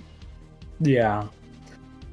And I really want to say this about the whole situation. Another thing that I really don't like about Trump is that he keeps calling. I'm not really sure, honestly, because in one sentence he had said, you know, this did happen and this doesn't happen because it didn't happen. You know how he talks. Mm-hmm. But I still get the feeling like he's rejecting the idea that all hacking and attack on our past campaign didn't happen. Mm-hmm. Even though on October 7th, 2016, the Office of the Director of the National Intelligence, the DNI, Department of Homeland Security, all these intelligence groups came out and said that, hey, Russia hacked the Democratic National Committee and Clinton's campaign group to get information to leak to the United States citizens in favor of Trump, to give Trump an advantage over Hillary. Say Hillary. Not Hillary. We're not a biased source, folks. I think we're trying to be pretty fair about this. No, I was feel just like I making a am being- comment I on know. Hillary. Yeah. Do you see all those dead bodies in her closet? That's why we call her Kill Hillary. Anyways, it's just, it's such a weird situation. I'm sorry if that was loud. What was loud? Okay, you didn't hear it. I can cut it out in post. Do you hear that vacuum cleaner? Stop. Alright, I'm done with politics for now. I'm Pretty Oh good. goodness. We're moving on. Battlefront Star Wars 2. Battlefront 2! Star Wars. Speaking of Star Wars, rubs hands together. Who's a lot like the Emperor. Oh my gosh! Moving on! Battlefront 2 is coming! Would that make Ben Darth Maul? He was in this trailer.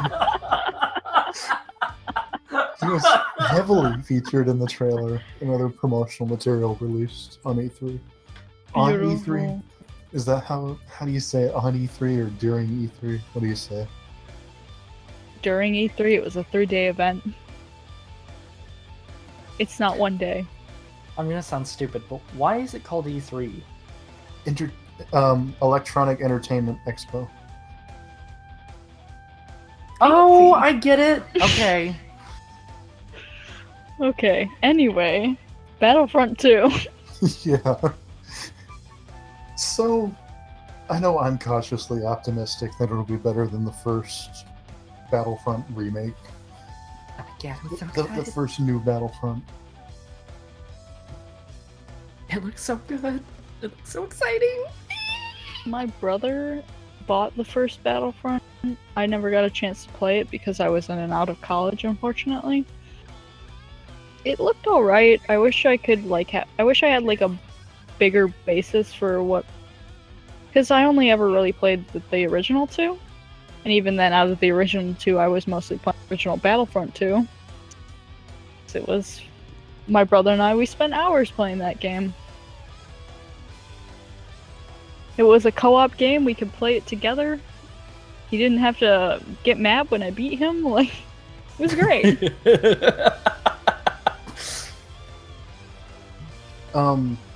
I played the original Battlefront 1 and briefly played the original Battlefront 2.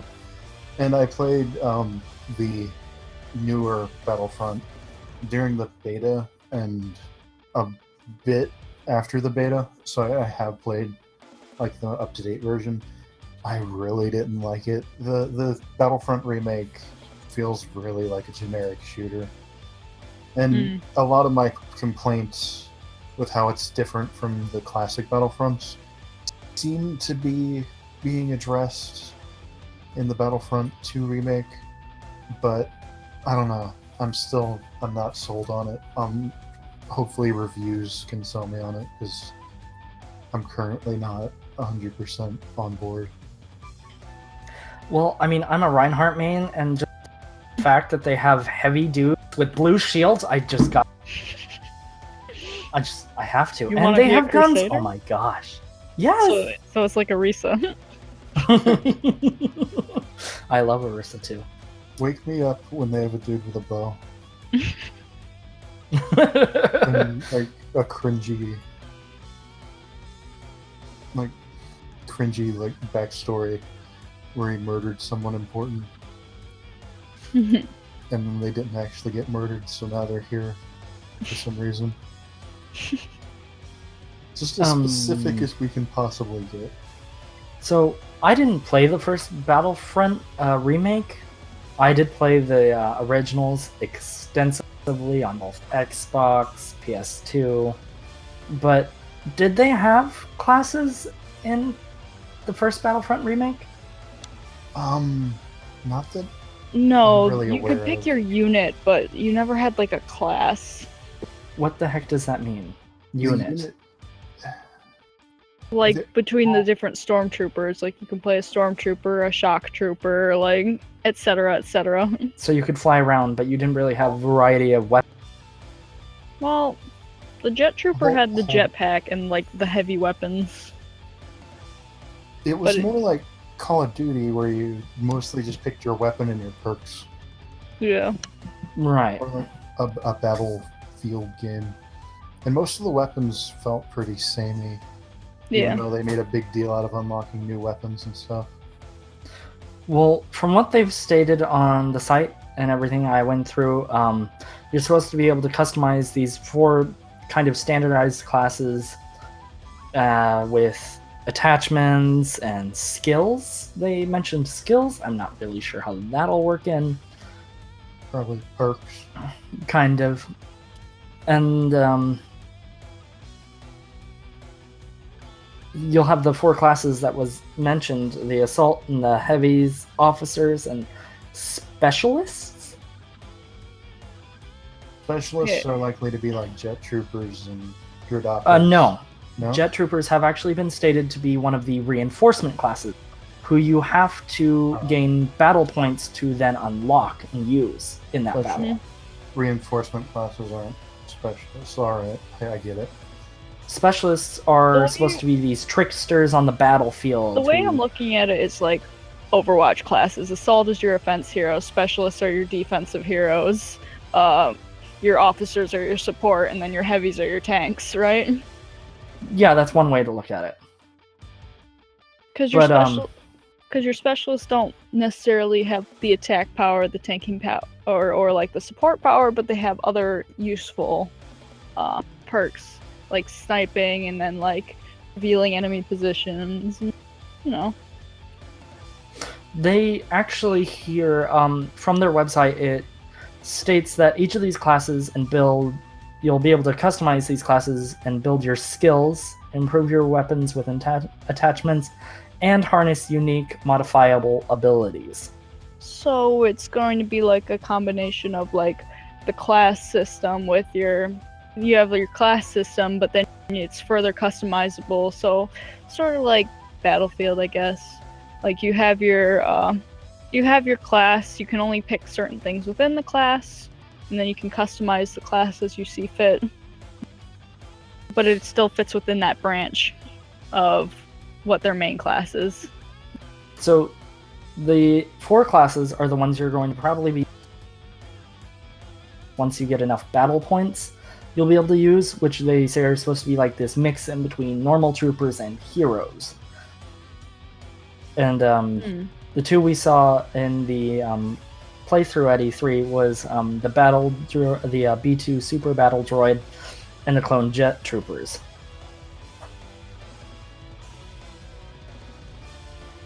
And they say that they'll be giving us more about those reinforcement classes on the way. I'm interested to see how the reinforcement classes work.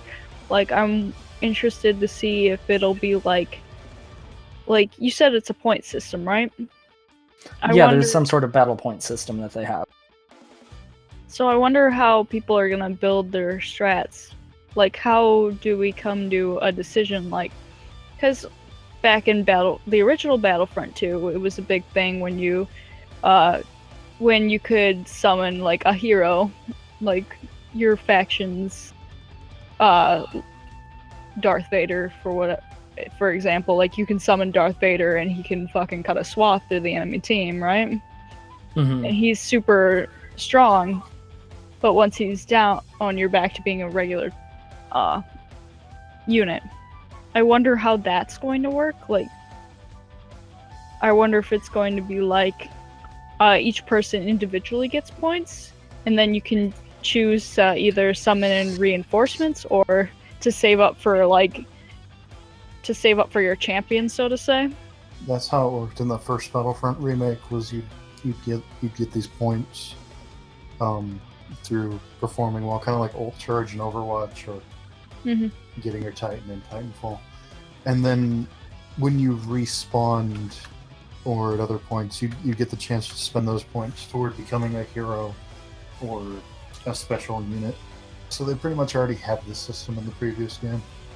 It does sound like they've remade it some, and you'll be able to use the points to buy battleships, N1 starfighters or V-wings. That's the other stuff you could do. Those vehicles, if I'm not mistaken. They do sound like they're changing it somewhat, though. It'll be interesting to see how it works.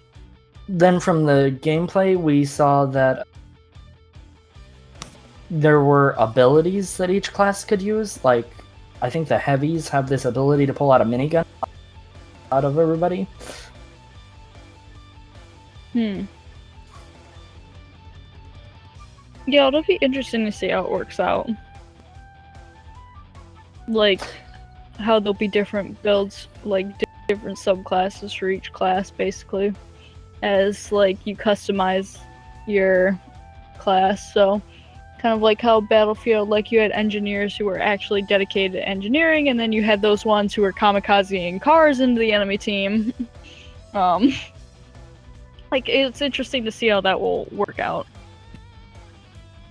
So, I real quick brought up the gameplay from the E3 event, and right now they're showing off the tanky, heavy guy. And it looks like, if I remember right, he has a grenade launcher ability, a minigun ability, and then a shield ability. Which, God, I love that shield. Give me more blue shields, people. Okay, quick interjection, but I take it that you're gonna play a Titan in Destiny, so you can put down a shield. Get behind my shield. I'm just like, please, wrong game. Anyway. I've got a weird tangent.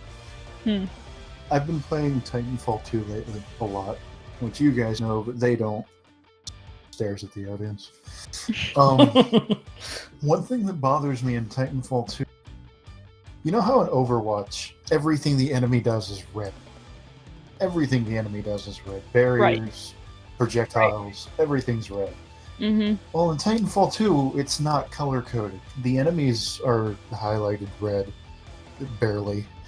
But all their projectiles, everything, it's all the same color. Everything is, like, the gravity stars are blue, fire stars are red, projectiles are white, or whatever, grenade colored. But there's no way to tell, like, if there's a gravity star, if you can run through it or not, because friendly ones you can just run through with no problem. Enemy ones you'll get stuck in. Same with any other projectile. Only, like, pilots and titans have this faint red outline, that actually disappears when you're wounded because your vision goes white and red, like grayscale with red. Right. And I really hate that. I really miss Overwatch's really well-defined color coding, which I'm gonna love going back to Overwatch. It's such a well-designed game, and I'm a fanboy. I really hope Battlefront 2 color codes the I remember colors. the older ones used to do that. It's interesting to see if the new ones will. Quick tangent for that too. That's how Destiny's Crucible works too. Like, I'm pretty sure most abilities, I don't remember them being color coded. Like, the ability was the same color no matter if it was an enemy or a teammate launching it at you, and you just had to be smart about it. The mentioning of Overwatch has me thinking about the map that they showed off on Feed. How the enemy, the droids, are pushing a cart essentially to the palace. Right. To blow it up. Payload. Get on Yeah, the it's like- payload. They're pushing a payload. I think that's kind of interesting with this big battlefield thing that's going on. And they're trying to push an objective. I feel like that adds more Attack depth the to the map. objective. Attack Yeah. the objective. It'll be interesting. I'm just so hyped, and it looks so cool, and the explosions are so exciting, and it's just like... I hope it lives up to the hype. I'm on the side of try not to get overhyped because they've... Since when has hype paid off for EA? Like, I like Squinting, EA and all, but scratching chin. And they EA games aren't that bad. There's no reason to get disappointed over them unless you severely overhype yourself, like everyone always does. I'm easily excitable, as I said, but I still have some optimism. I mean, not optimism. Pessimism? Pessimism. I don't think pessimism is... That's what I have. No. I think you're looking for, you're still skeptical. Yeah, Yeah, that's the word. Skeptical is the word you're looking for. Pesticide. Pesticide is not the word you're looking for. Homicide. Mentioning Overwatch, I feel like that's a good transition. You're gonna make me transition to Overwatch now. No, wait. What? Wait waiting a about? friggin' thing. You wanted me to specifically map how in gameplay at E3, it appears that you don't fly on rails. Yeah, it looks like freeform flying to me. Because they straight up showed the guy nosediving towards the enemy to Yeah. was it kamikaze? Is He that what it's crashes called? at one point. He That's, straight Yeah, up he kamikazes. kamikazes the enemy. this That's not- reminds me so much of Battle. As much as I have a love-hate relationship with Battlefield, I always enjoyed the way their vehicles functioned.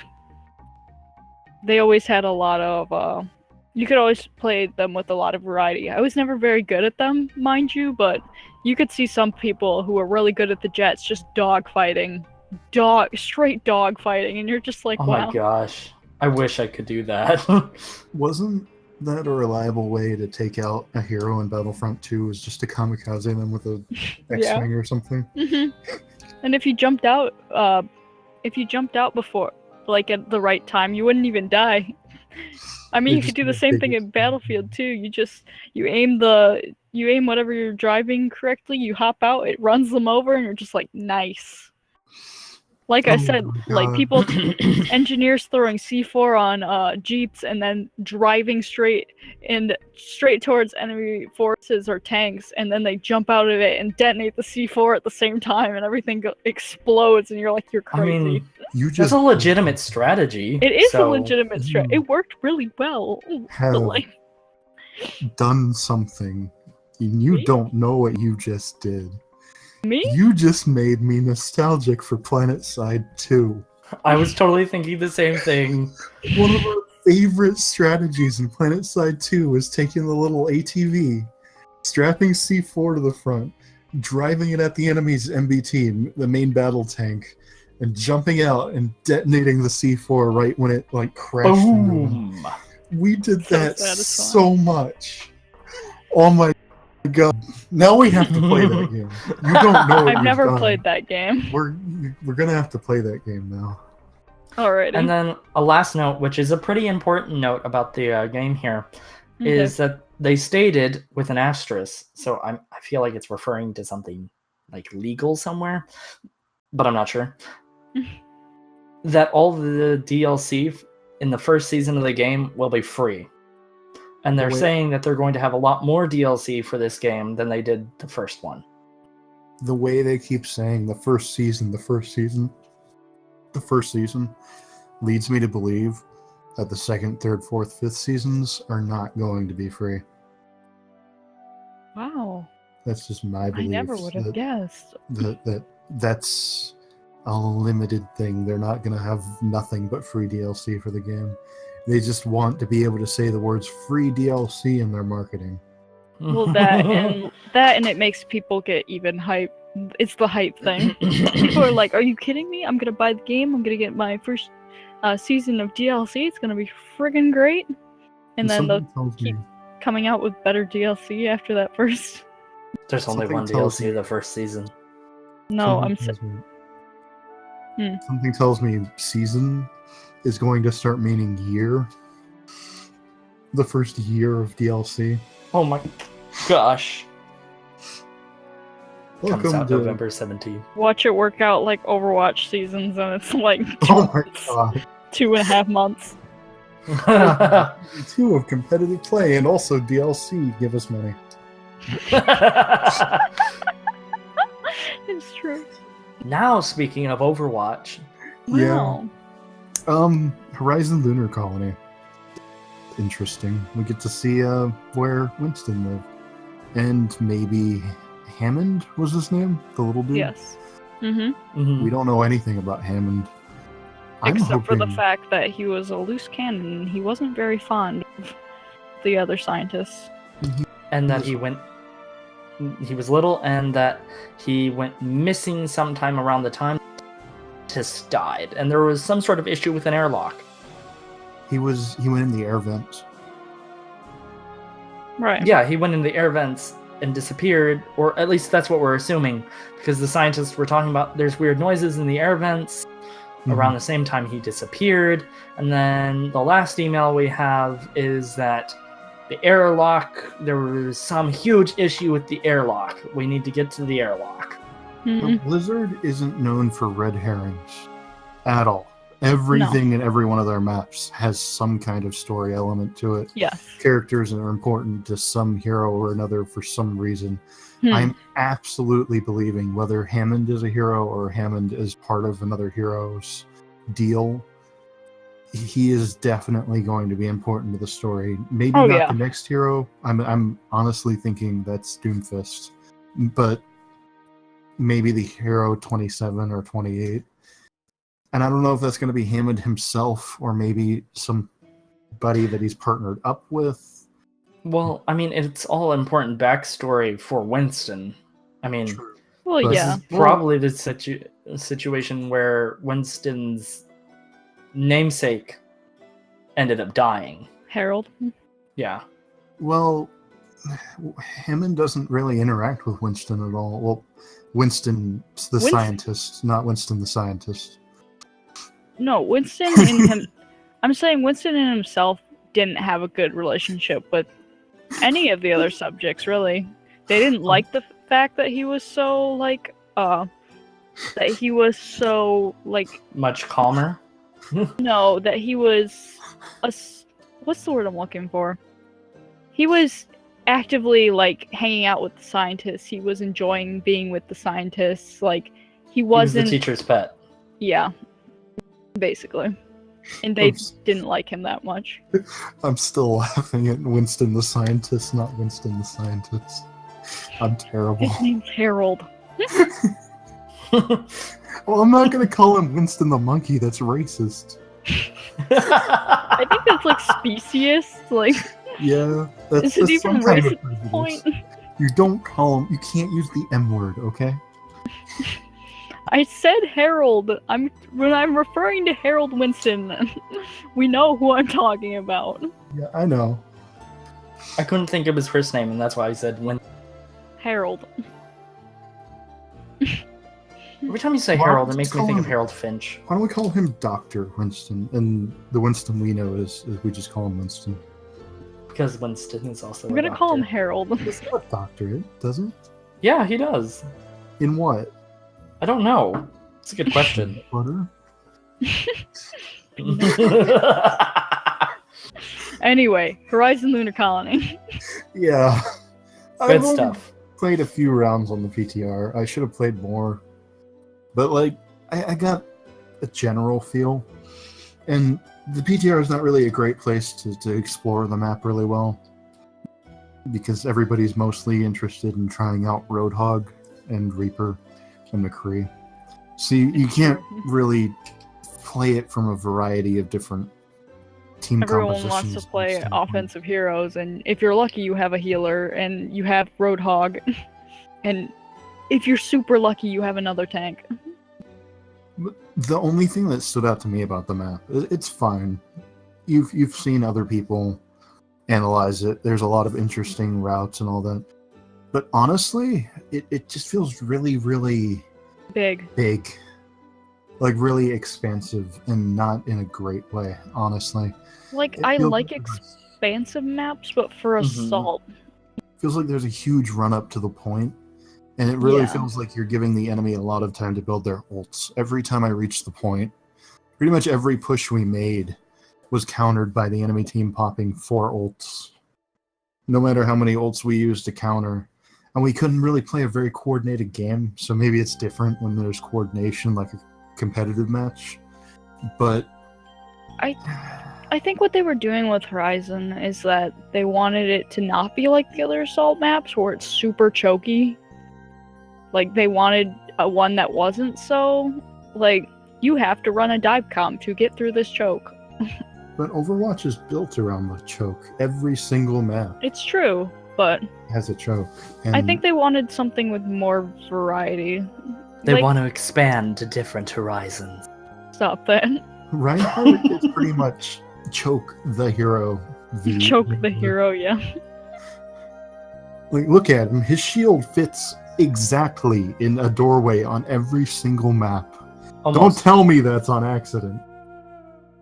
hmm Like, every single choke point that we find in the map just so happens to be almost exactly the size of Reinhardt's shield, and in most cases, exactly the same size.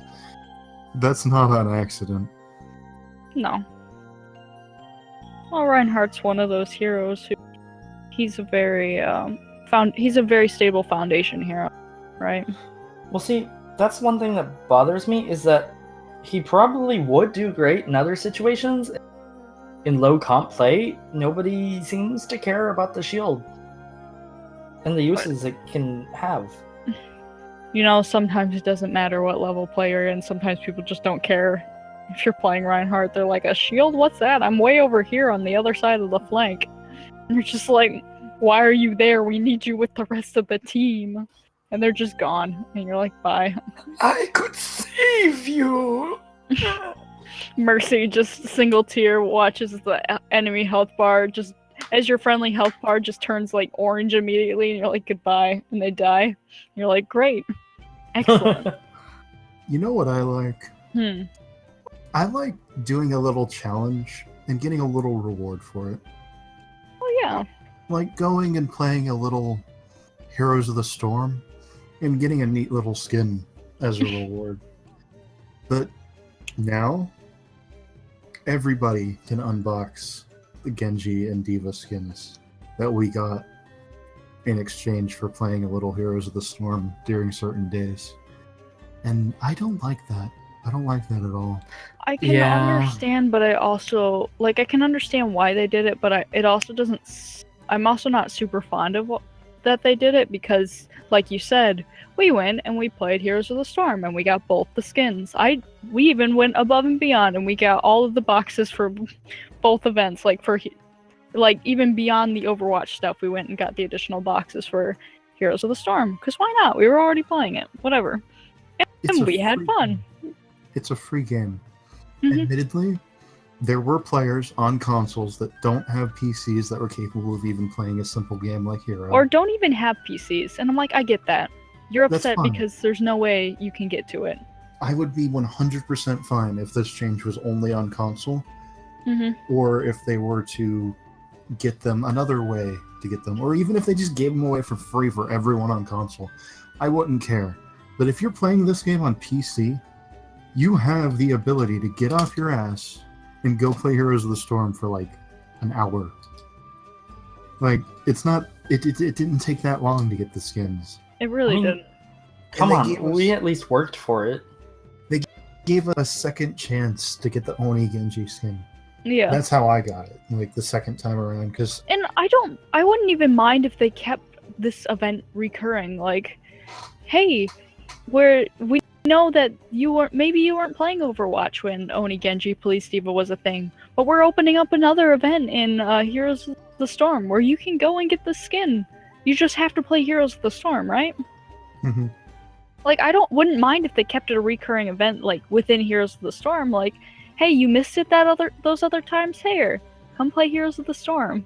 make it yearly. Mhm. I liked their feeling a little bit of exclusivity, and It it feels felt a lot better than it's got a low drop rate. Honestly, that doesn't feel exclusive to me. no. That just feels like It feels like a lot of the things have it, low drop rates. Like the drop system has been. I feel like it. I don't know if it's just. I feel like it's sort of flawed. I don't mind the loot box system. I don't know. I'm just not a huge fan of these two additions. Maybe it's just because me as a player, I try to get all of the things, and that's why it stresses me out so much, because I've gotten to the point where I drop money on every event, right? Mhm. And sometimes it feels like I'm not being adequately rewarded for dropping money, like real world money on this event, on like this game. Like, it's not even that I have to give this money. Like, I'm giving not Bungie. I'm giving Blizzard this I'm giving Blizzard this money out of the goodness of my heart because I want a thing. Well, And I don't even And I get, already gave money for the game. and I don't even get like a decent amount of coins to buy the thing when I don't get it in the loot boxes, you know? Like, it just feels see, I'm rather glad I didn't max out every event because they're coming back in a short period of time. We're going to get Summer Games again, and they've confirmed we're going to be able to buy all the skins that we couldn't get last time.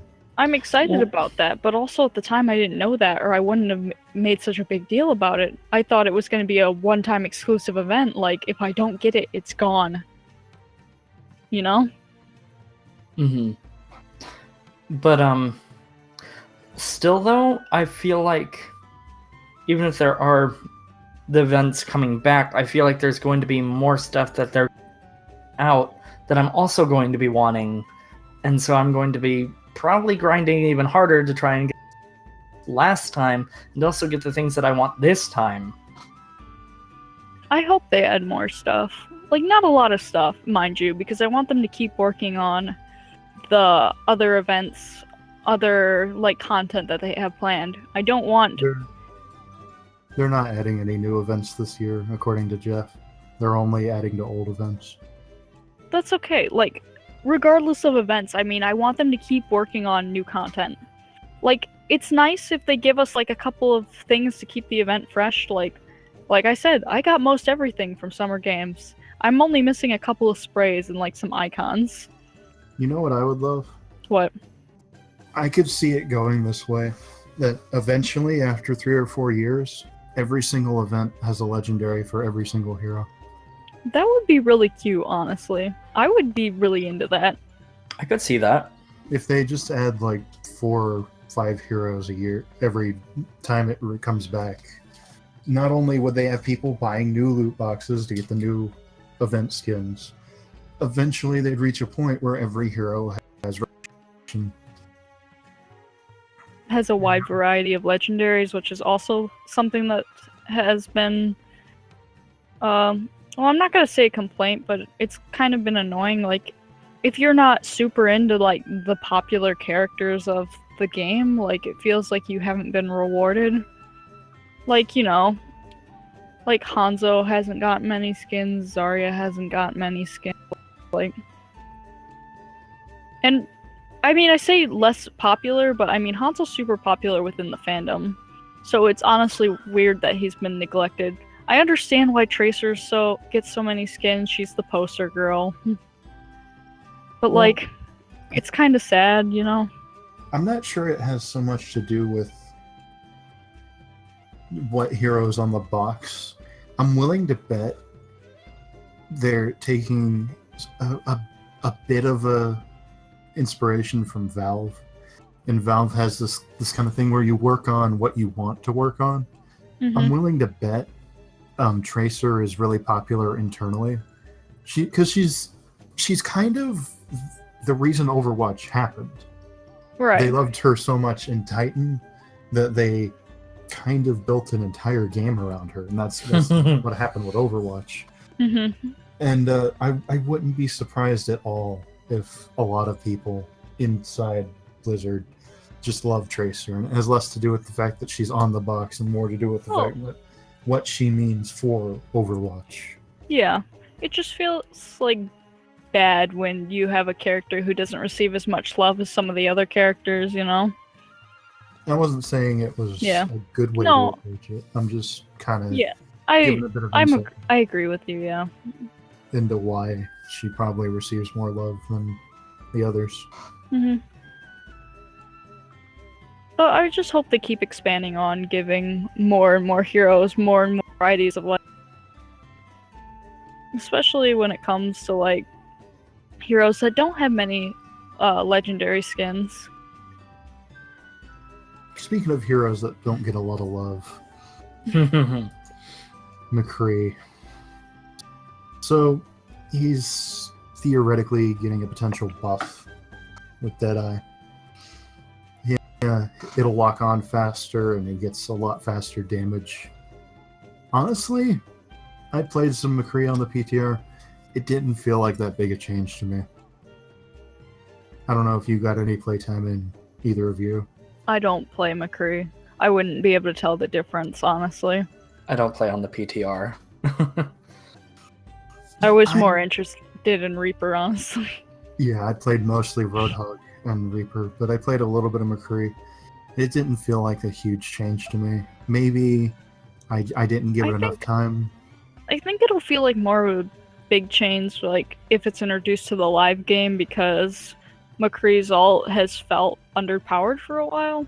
Like keep tweaking heroes, and McCree didn't get tweaked for a while, and once you learn, like as much as he's about good positioning for his ult, it also feels like you get to in higher level gameplay, like, it's been noted, like, as Overwatch has been open, every single season we get more and more efficient at the game, right? And like ults like Diva and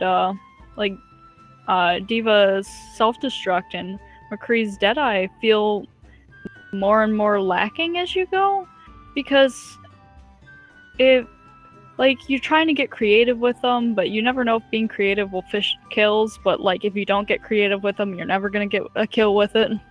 And I mean, as useful as they are for as good zoning ults, like, I don't know. Well, sometimes it just feels a bit lackluster. Diva at one point actually did receive a buff to her ult.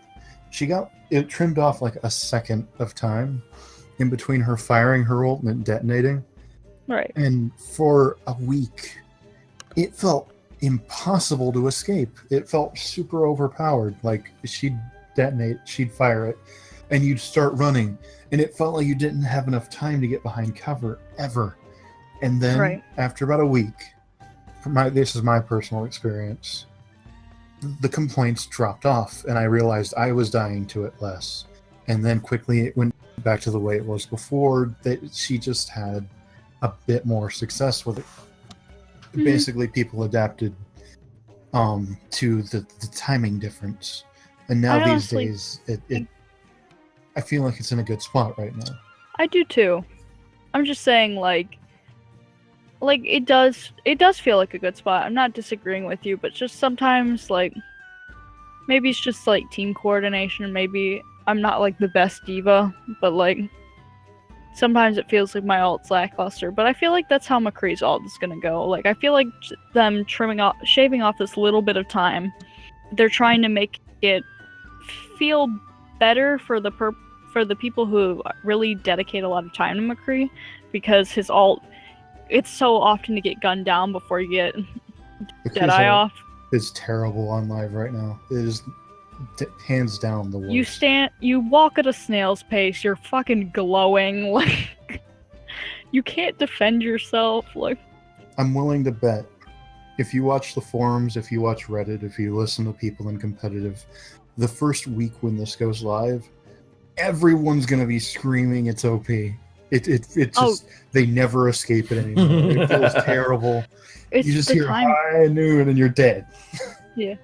But give it 7 days, 5 to 7 days. I'm willing to bet all the complaints are gonna fall off, and maybe we might lose some of the complaints about the ult being underpowered.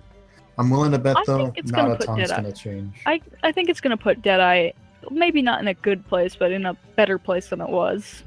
The only problem is, in order for Deadeye to be effective, I feel like you have to make it so fast there's not a lot of chance for counterplay to it. Right. But abilities without counterplay feel terrible. That's why so many people hate Roadhog, so many people hate Symmetra. So many people hate all these heroes because they feel like there's no counterplay. Once this person catches you, locks onto you, does whatever, you're dead. But Roadhog and Symmetra really kind of need that. Oh, yeah. Remember Symmetra before her buff? She was effectively useless as a DPS. Oh, and yeah. remember, well, I'm getting a bit ahead of myself, but Roadhog without his one-hit combo is a lot less effective, and we'll talk about that in a little bit after we talk about Reaper. Now, Reaper is in an interesting spot. He's losing his self-heal with the orbs, which I think is good. I hate the orbs. At first, I felt like they were really useful, but eventually it got to the point where I just wasn't able to heal effectively with them anymore. A lot of the times I was going in for 1 or 2 kills, then retreating, and it's not really an effective self-heal if you're just going after 1 or 2 people. The problem with it is, too, like, you go for 1 or 2 kills, but they get away from you, and then you're stuck, low health. And there's no, unless you can, like, bail to a health pack, like, by the time you're stuck in a low health situation behind enemy lines, they know you're there, and they turn around, and they end you. Say you're going up against a tank as Reaper. Repatch. Right. You deal 200 damage. That's enough to kill any DPS. That's squishy. Yeah. But you receive no health reward for it because you're going up against a tank. After this patch, you'll deal 200 damage, and you'll receive exactly the same amount of health benefit as if you'd killed a squishy. That's going to be interesting. You receive the health benefit whether you actually get a kill or not. I think it will feel a lot better. Like, it doesn't feel like a big change, but when you look at it from, like, because Reaper, as much as, like, a few well-placed shots will melt any squishy, his primary function is he's a much better tank buster than he is at chasing squishies, right? So this will make him feel a lot better trying to do his job than before. When you don't get the kill, you have to wraith out, get a health pack, see if you can retreat to your healer, or you just die. Which is why people just picked Roadhog, because Roadhog has the health to live through it. Or most of the time. However, I have some concerns. Comparing it to the lifesteal characters I played in other games, you expected to be able to tank a bit of damage as long as you were consistently, and that's not how this Reaper plays. No. I honestly feel like he would feel a lot better if he got 25-30% lifesteal instead of 20. But I'm going to hold my judgment on this Reaper until I see him in live play and get a chance to play around with him. He has a potential of being good, but I feel like he might need buffed in the future. And that wouldn't surprise me if Blizzard knows this, because they do their buffs in increments. It's not the first time they've discussed Reaper needing fixes, you know? But it does sound to me like this will make Reaper feel a bit better. Oh, he does, he does feel a lot. Like Fisky said, the real judgment is when you get into actual live play, because, you know, playing PTR quick play is generally just about as bad as normal quick play, if not worse. And Reaper's primary function, tank busting, well, if your enemy team has like 1 to no tanks, like, what is a good basis for that? Like, True. Where's your good basis for testing? I have 2 theories. I'm willing to bet it's going to go one of either 2 ways. It's going to surprise us and be super OP. That's my first theory. Because, let's face it, half of the buffs we thought, that's not going to be a big deal, have changed everything. Have just been super OP, caught us by surprise. Right. Or B, he's going to need another buff after this. That's my second theory, is that it's not quite enough, and they plan to give him a numbers increase on this. I can't honestly agree that it's not quite enough either, but then again, there's the new Roadhog, or the proposed Roadhog changes would rather be. I would honestly be really disappointed if they went through with it.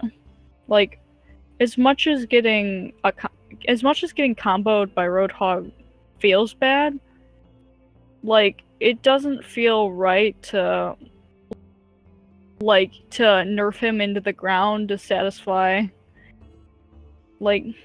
You kind of jumped ahead of me there.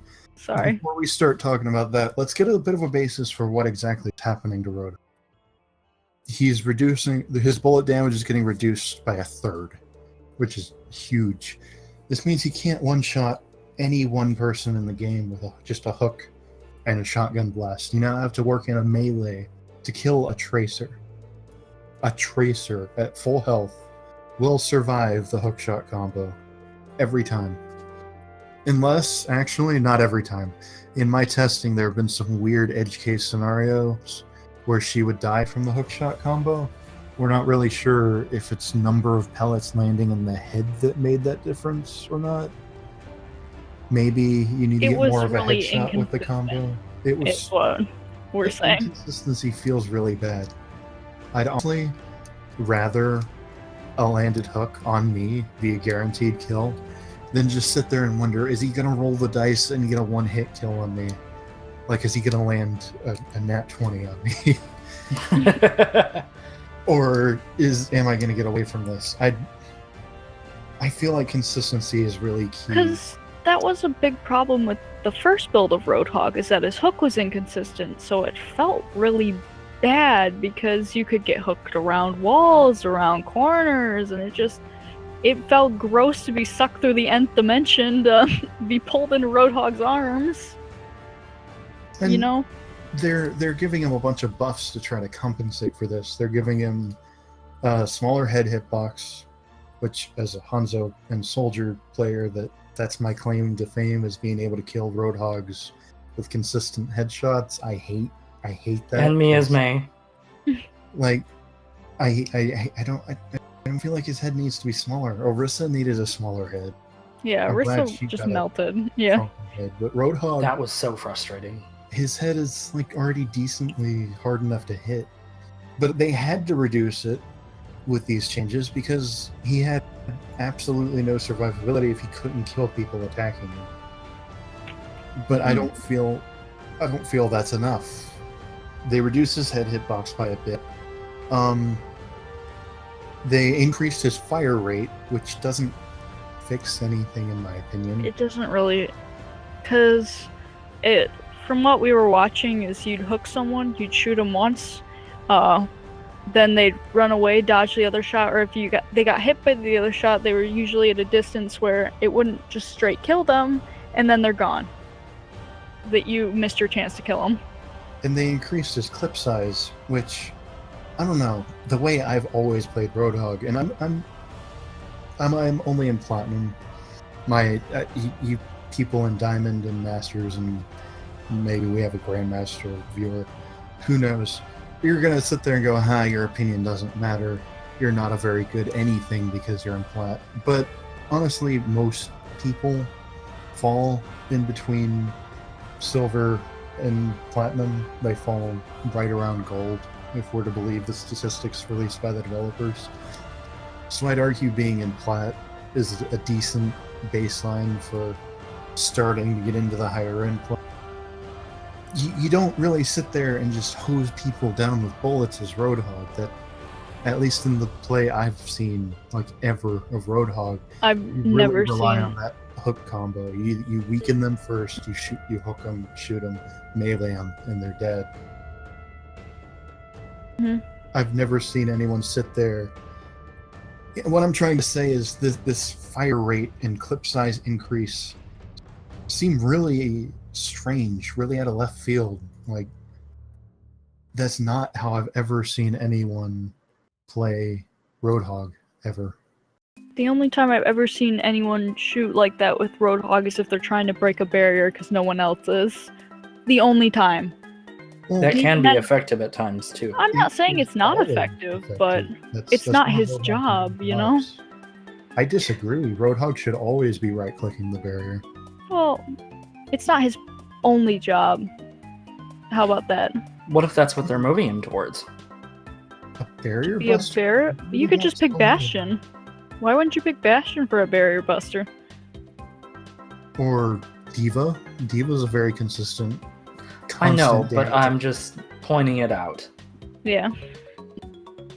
I can't fathom what goes through the minds of... The development team. No. You mean not like we're Overwatch expecting- 2, Where Personally, Jeff is from. yeah. Personally, I feel that Roadhog right now is in a pretty good place, and I have made the argument before that how he feels can be really... If he feels bad a lot of the time because you get hooked and right then you feel like you're dead in lower end play. In high-end play, you know you're dead because Roadhogs are better at weakening people before they hook kill them. Yeah, But- they get efficient. My point is that he feels bad. Not so much in the higher end play though, because you learn how to deal with it. But in lower end, you end up with Reinhardt's and Orissas who put their shields in not optimal places, or they're off somewhere that they probably shouldn't have been, or you have a Reinhardt who's overly aggressive and that hook just flies through and grabs you, and you're watching it and you're just like, Reinhardt, why did you drop that shield? Why? But I had that's res. Roadhog's job, is to punish bad barrier placement and bad positioning. Yeah. Exactly, but that's the problem though, is that it feels bad for the lower end people. What But you're then when you saying- get into gold and diamond, I think he's in a perfectly fine spot. I get what you're saying is it's easier to play a Roadhog to punish this behavior than it is to actually develop this behavior. So at a level when Roadhogs are decent at doing their jobs relatively, the tanks generally haven't developed the counterplay against them yet, so it feels bad. Yeah, and then it can also be a mix of where the DPS just aren't up to par yet. And so they don't understand how to handle the Roadhog yet. Or how to, let's say you're a Mercy or a Lucio. It's really hard by yourself to handle a Roadhog. Though it is doable, yeah. it can feel really really crappy for you when you're hopping around doing that wonderful little mercy hop, screaming your head off, "Help me, dear God, there's a roadhog! He's shoving his shotgun up my ass! Help me, please!" And nobody comes. Or nobody really knows how to help you. The only, like, as much as I, like, relate to that sentiment, it doesn't matter what level of play you're at, like, I'm a Mercy main. I'm in the special circle of hell. And, Can you really say that? Have you As a- played a silver game? what? Have you played games in silver? Back when I first started competitive. No, but I'm saying, like, regardless of what rank you're in, it doesn't necessarily mean that you, like, what it means is that, like, your individual team skills better, not necessarily that your team is good, right? I guarantee you, it is so much worse in silver, and I can't even imagine like Silver like, and I agree with low you. gold. I agree with you. But, like, it's not something we can fix by just adjusting Roadhog, right? Right, that's what we're saying. Because it's I a think. skill-based thing. So Well- it feels wrong to punish Roadhog for being efficient in lower ranks due to people not being able to counterplay him properly. To punish him for that just because that particular player has a good handle on how to play Roadhog, you know? We're observing a phenomenon where you build a character designed to punish these bad behaviors on the enemy team. He's going to be extremely prevalent in a level of play where people haven't learned not to do these bad behaviors. There's just no getting around it. Yeah. I'm willing to bet Roadhog loses prevalence a lot the higher up you go. I'm willing to bet.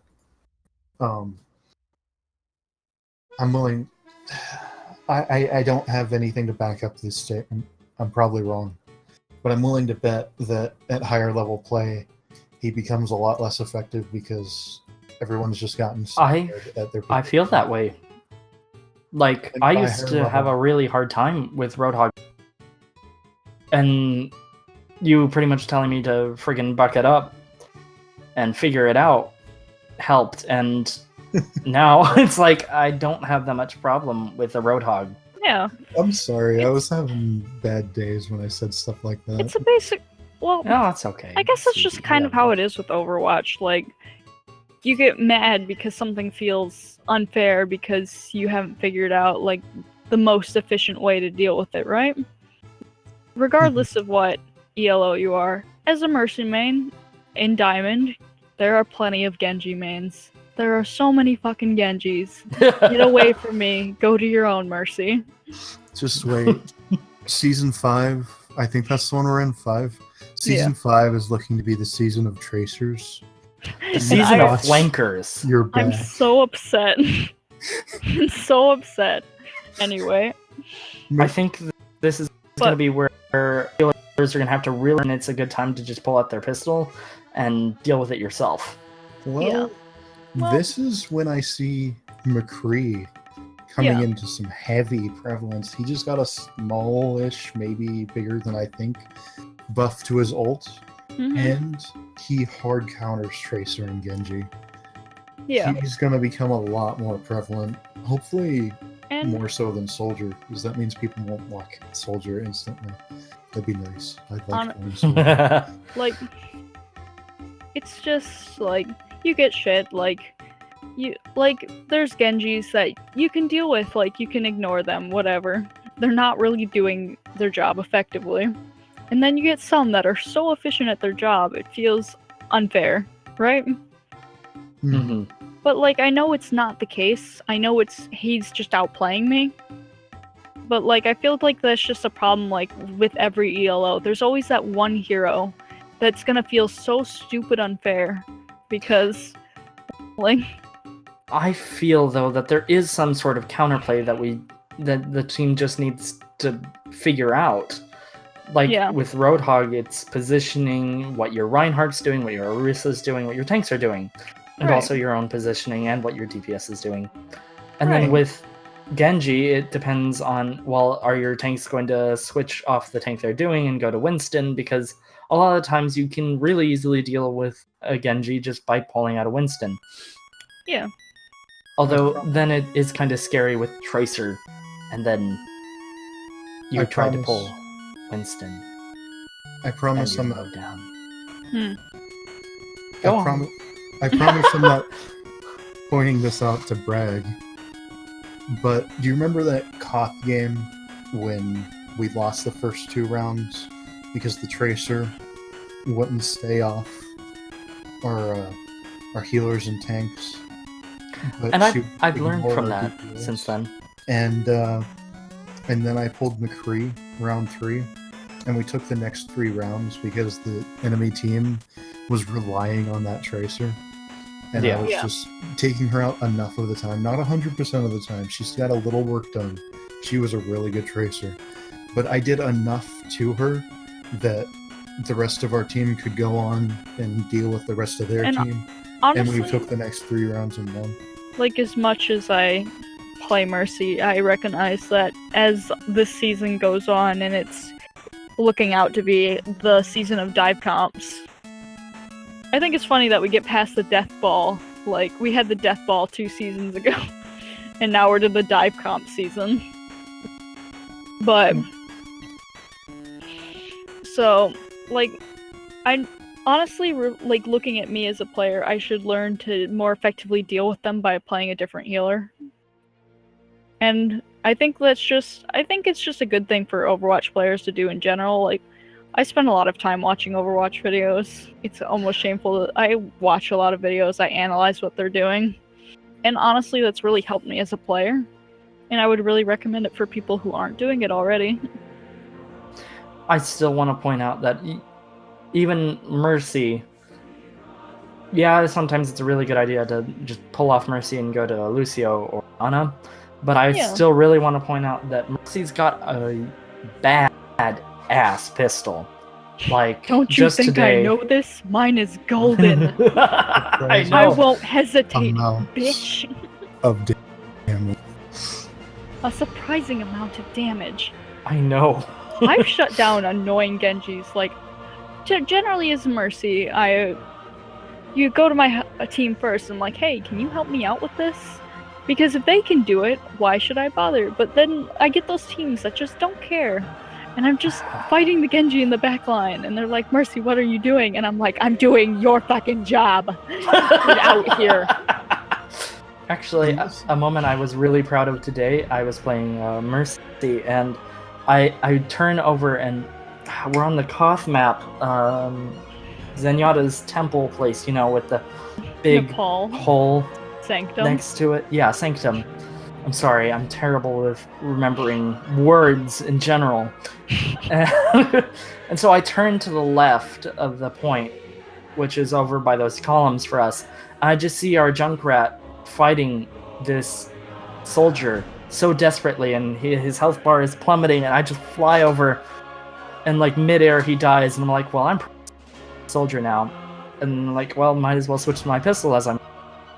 And thankfully, my computer didn't hate me for a second and drop my FPS and cause me not to be able to switch, but I did, and I killed him. It felt so good. And then the Junkrat commented, and it just made my day. Yeah. And this is a reason why I feel that Roadhog shouldn't be nerfed, because he's a strong counter to Tracer in his current state. It's If true. he can land a hook on Tracer, she's gone. And landing hooks on Tracer isn't all that hard. I'd recommend practicing. I feel like a decent Roadhog should be able to counter a good Tracer. Like, even if there's a skill deficit there, the Roadhog, it's easy enough to hook Tracer. Wasn't there that one Tracer that, like, even when just like godly? Yes, there's always going to be people that main a hero and are really, really good. Yeah. But Sorry, particularly it's just In when general. you see them blink if you can catch the direction of the blink, you know exactly where they're going to land, so you can toss a hook there. Like, there are strategies to hooking Tracer that are really reliable. Okay. So, I feel we should move on to talking about the career profile. It's true, we got a little bit sidetracked. And I'm pretty happy that there's going to be an all modes tab, because now I'm not going to tell people, hey, can I have the soldier look at my career profile? And they're going to go, what do you mean look at your profile? You play a lot of Hanzo. And I go, switch to the current competitive season.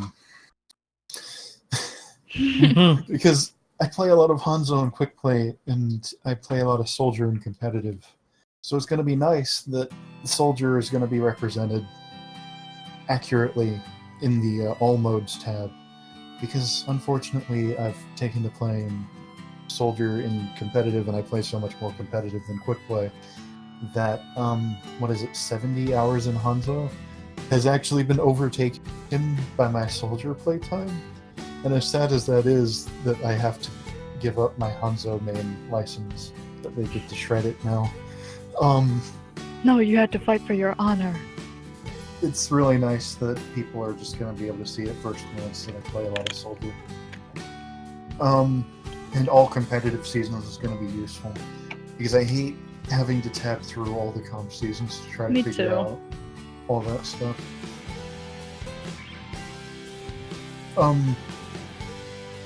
The damage done statistic being split between hero and barrier damage is partially nice, because now if you say you have gold damage, people aren't going to go, but you've been shooting the Reinhardt barrier all game. And it's like, yeah, because that barrier being broken is awfully nice, isn't it? But then you can shoot the people behind it. Wow! But now that's going to be gone. But that partially makes me happy, because now people aren't going to shut the fuck up about shooting barriers. Secondly, it makes me a little sad, because every time there was an Orisa barrier or a Symmetra barrier coming, or just sitting there, and the enemy team was all dead, I'd mow it down anyway, just why not? Just to help with the metal. And now I can't do that. It's no longer part of the statistic, which is fine, I guess.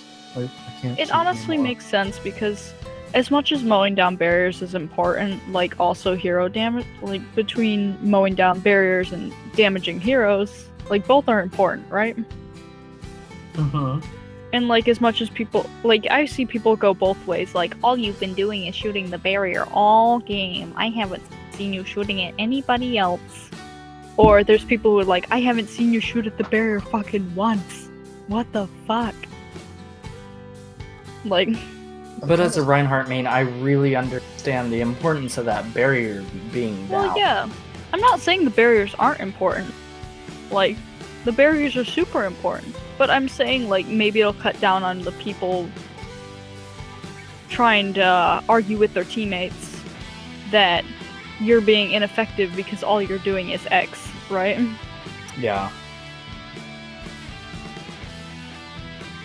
So, I like the change, honestly. So, they're changing how averages in the profile are calculated. It's in 10-minute slices now instead of per game. And I don't think that's going to change much in terms of what the actual numbers are going to look like. I think it's, the same data being calculated, just a slightly different way. I don't know how I feel about it.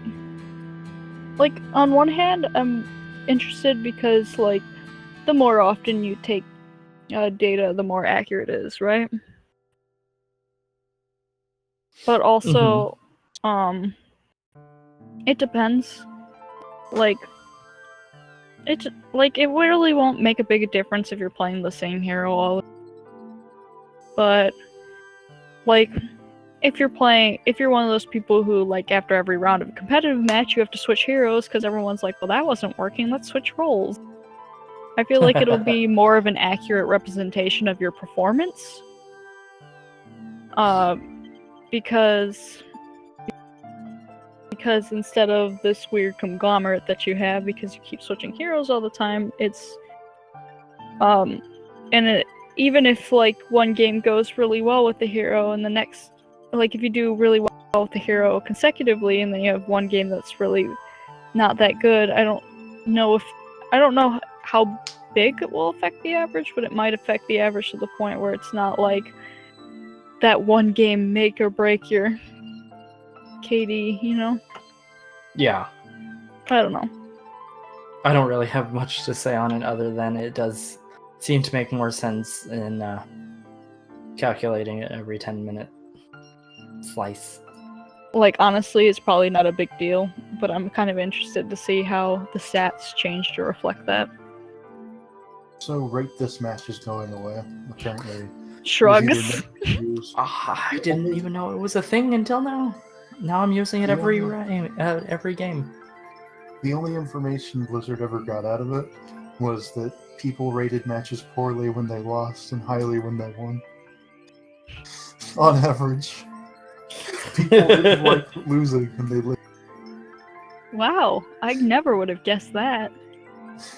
So they consider it useless, so they're clearing it out.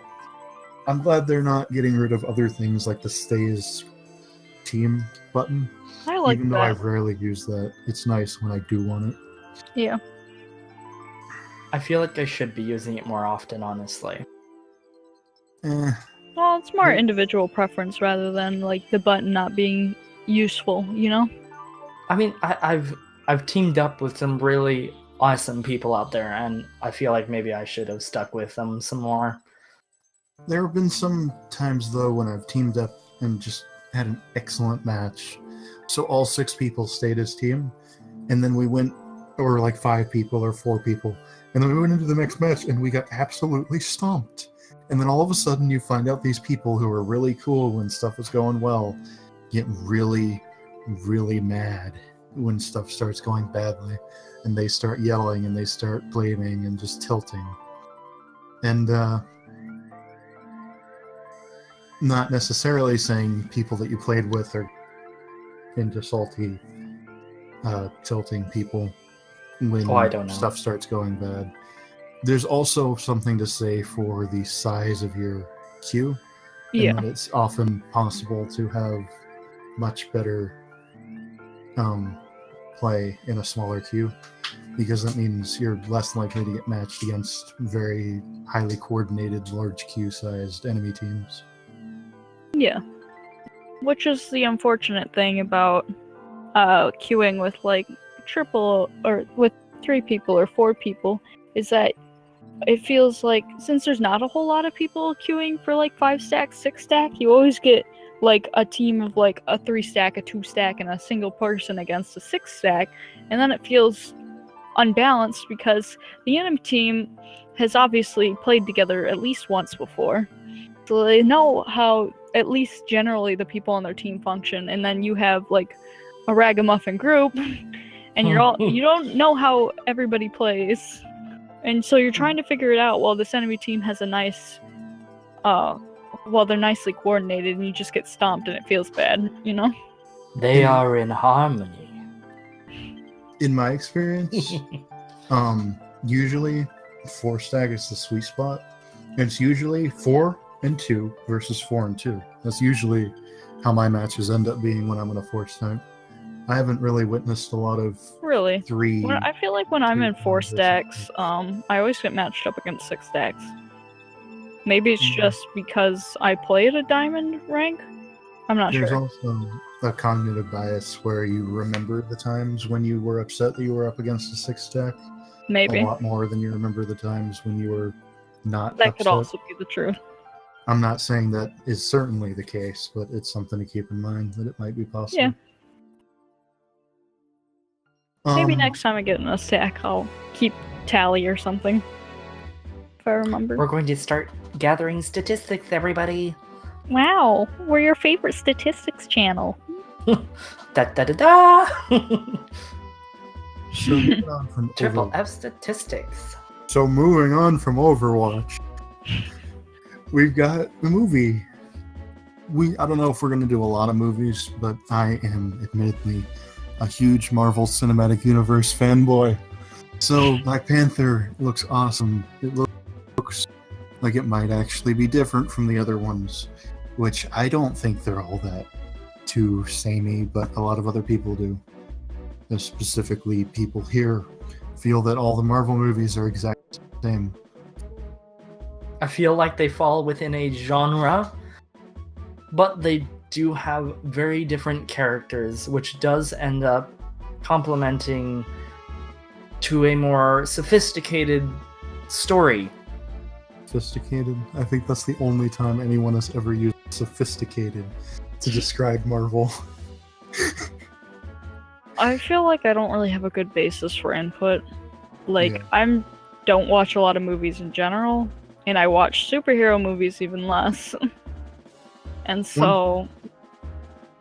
And the stuff I have seen is mostly DC, because my brother likes DC, right? Mm-hmm. So I don't feel like I have a great, I don't really have a good stance, but what I can say is that the cast, so many beautiful black people, bless. It's so refreshing to see a cast that's mostly black people. To be honest, I really didn't even pick up on that until you said something. They are so... It's just looking at the movie, industry in general, you have such... Movies are so predispositioned to have your white male lead, you know? And it's nice when, white male leads in general, or white leads in general. So it's nice when movies not only star a person of color, but have a lot of people of color, right? One thing I've noticed is that a lot of movies coming out in the last 2 or 3 years have had an overwhelmingly African-American cast. And I feel like there's a lot of people that feel guilty about the whitewashing of cinema, so they're doing a lot of trying to counter that. But I feel like there's a bit of a problem jerking too hard in the other direction. Well, I'm sure Overwatch has a similar problem in that there wasn't as many female heroes at launch as males, so the next 3 heroes they release, maybe more, the 4th or 5th one could be as well. All the next 3 heroes they released have all been female, and I don't know if that's the way to go about it, to just suddenly swing in the other direction as hard as you can. Since I didn't really know that much about Black Panther, I looked a little bit into it, and since it seems like the majority of the story is set in Africa, which is a predominantly that makes sense. black population, that makes me feel good. It didn't make sense for this movie. I'm not... It absolutely makes sense for this movie. But I do agree, as much as I like seeing more people of color in cinema, it should be less about your skin color and more about how well you actually fit that character, unless it's important that the character is a person of color, right? And I absolutely does not bother me at all that I'm seeing more African Americans in cinema or females in games. It doesn't bother me in the slightest. As far as Overwatch heroes goes, I would like to see a little more variety, because I don't know. I just would like to, but it honestly would not bother me that much either way. We just can't get off Overwatch, can we? I brought it up as an example, and I'm just... I mean, it's a good example because the game itself tries to be... It's trying to be very inclusive of people of all sorts of nationalities and skin tones, right? Right. So it's a good example. Interesting point.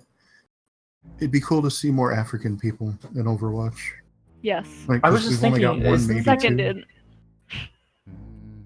And we've got how many Americans? 4? We don't... we have 2. Soldier, McCree. Soldier, Reyes. Oh, yeah, I forgot McCree. Oops. Reyes is from the States. Reaper, yeah. Hmm? That's 3. Do we have another one? Do we know where Think so. Bastion came from? No. Bastion I'd was assume like Germany. I don't really think that's Have important. ethnicities. Are we getting? Off topic. Is Winston the moon Off topic. ethnicity? Because, anyways, Mhm. it certainly doesn't bother me seeing No. more ethnicity being represented in both ethnicity and gender in both movies and games. I'm just not so certain that they should stress out about it. I think we should just No. make an effort to just represent equally. Yeah. But Which it I certainly agree makes on. sense to have a mostly African cast in this movie because it takes place in Africa. Hmm. The same way I can kind of give them a bit of a break for having like Americans in both Overwatch and other DC films. Not DC, Marvel films, because they largely take place in America. Like Right. the Overwatch team was based in America, if I'm not mistaken. Like I it's don't America. remember. Was it America? I know they have Right. points all over the world. I don't remember where their main base was. I'll search that real quick. Let's not. Let's just move on. No, we can keep talking. Like, So yeah, I think Black Panther looks really cool. I'm gonna see it as soon as I can.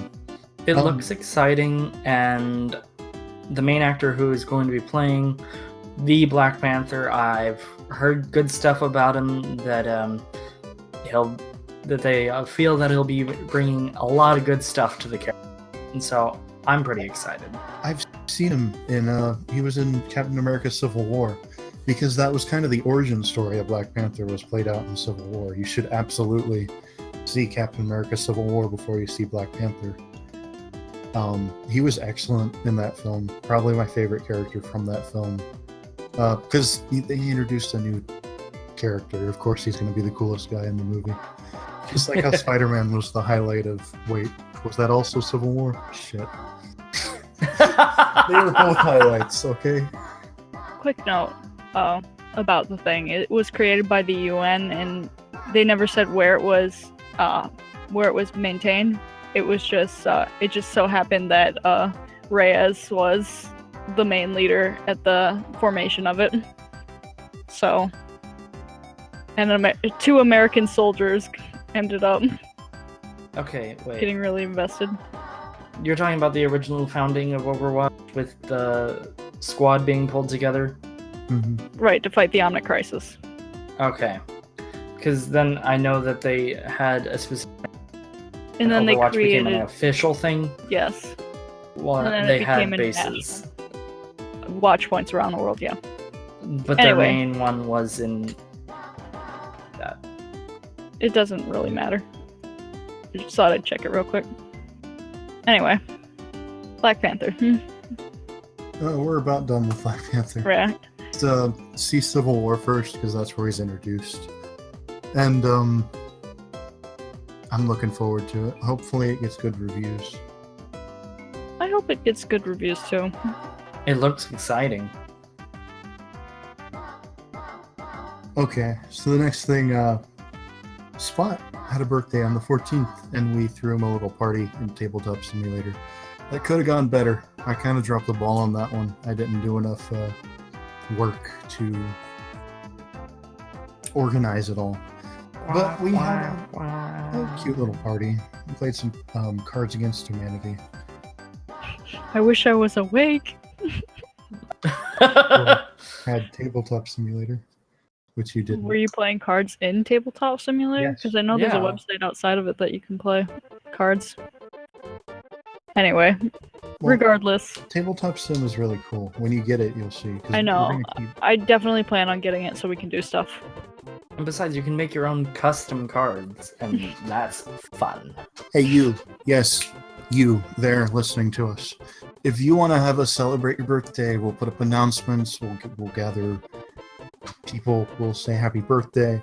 we'll maybe throw a party for you if you can tell us what game you'd like to play.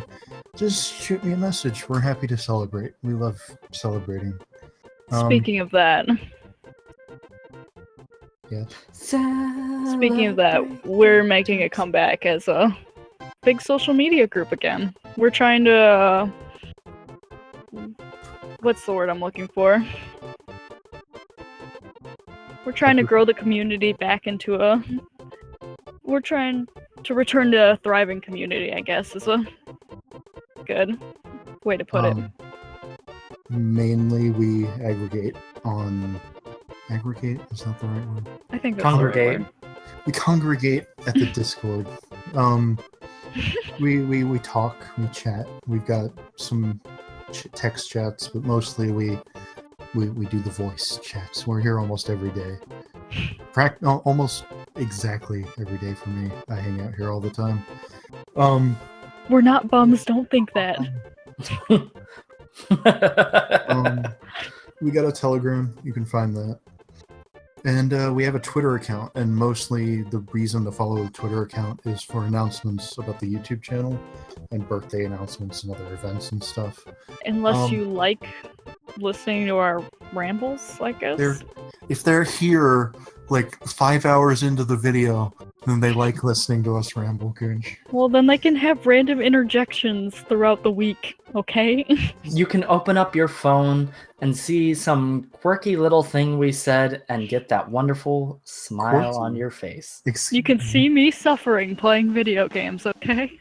I'll have you know I'm not quirky. I'll have you know I am quirky. Wink. Fight me. Let's go. Yeah? You want to go? Now, children. This might be the Rambledome, it's not the Rambledome. Ding, ding. Holding that pun all day, haven't you? No. You've been waiting for your chance to say You just that. insinuated the fight, and I finished it. Anyway. So yeah, we're starting the community stuff up again. We're restarting this YouTube channel. We have our Twitter. We have our Discord, that's our main base. We have Telegram. We're working on updating Steam.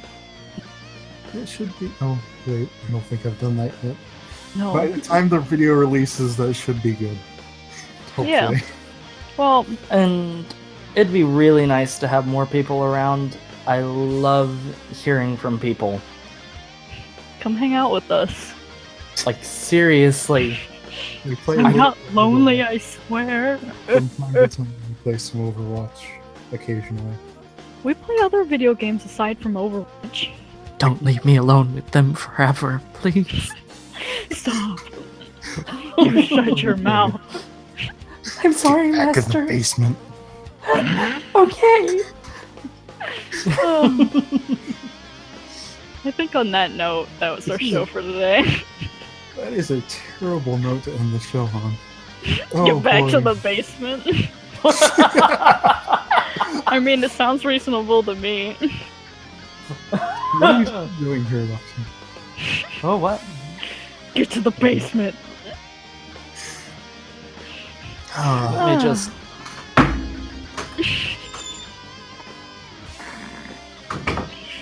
jangle your chains so that we know we're for real. And that was our show for...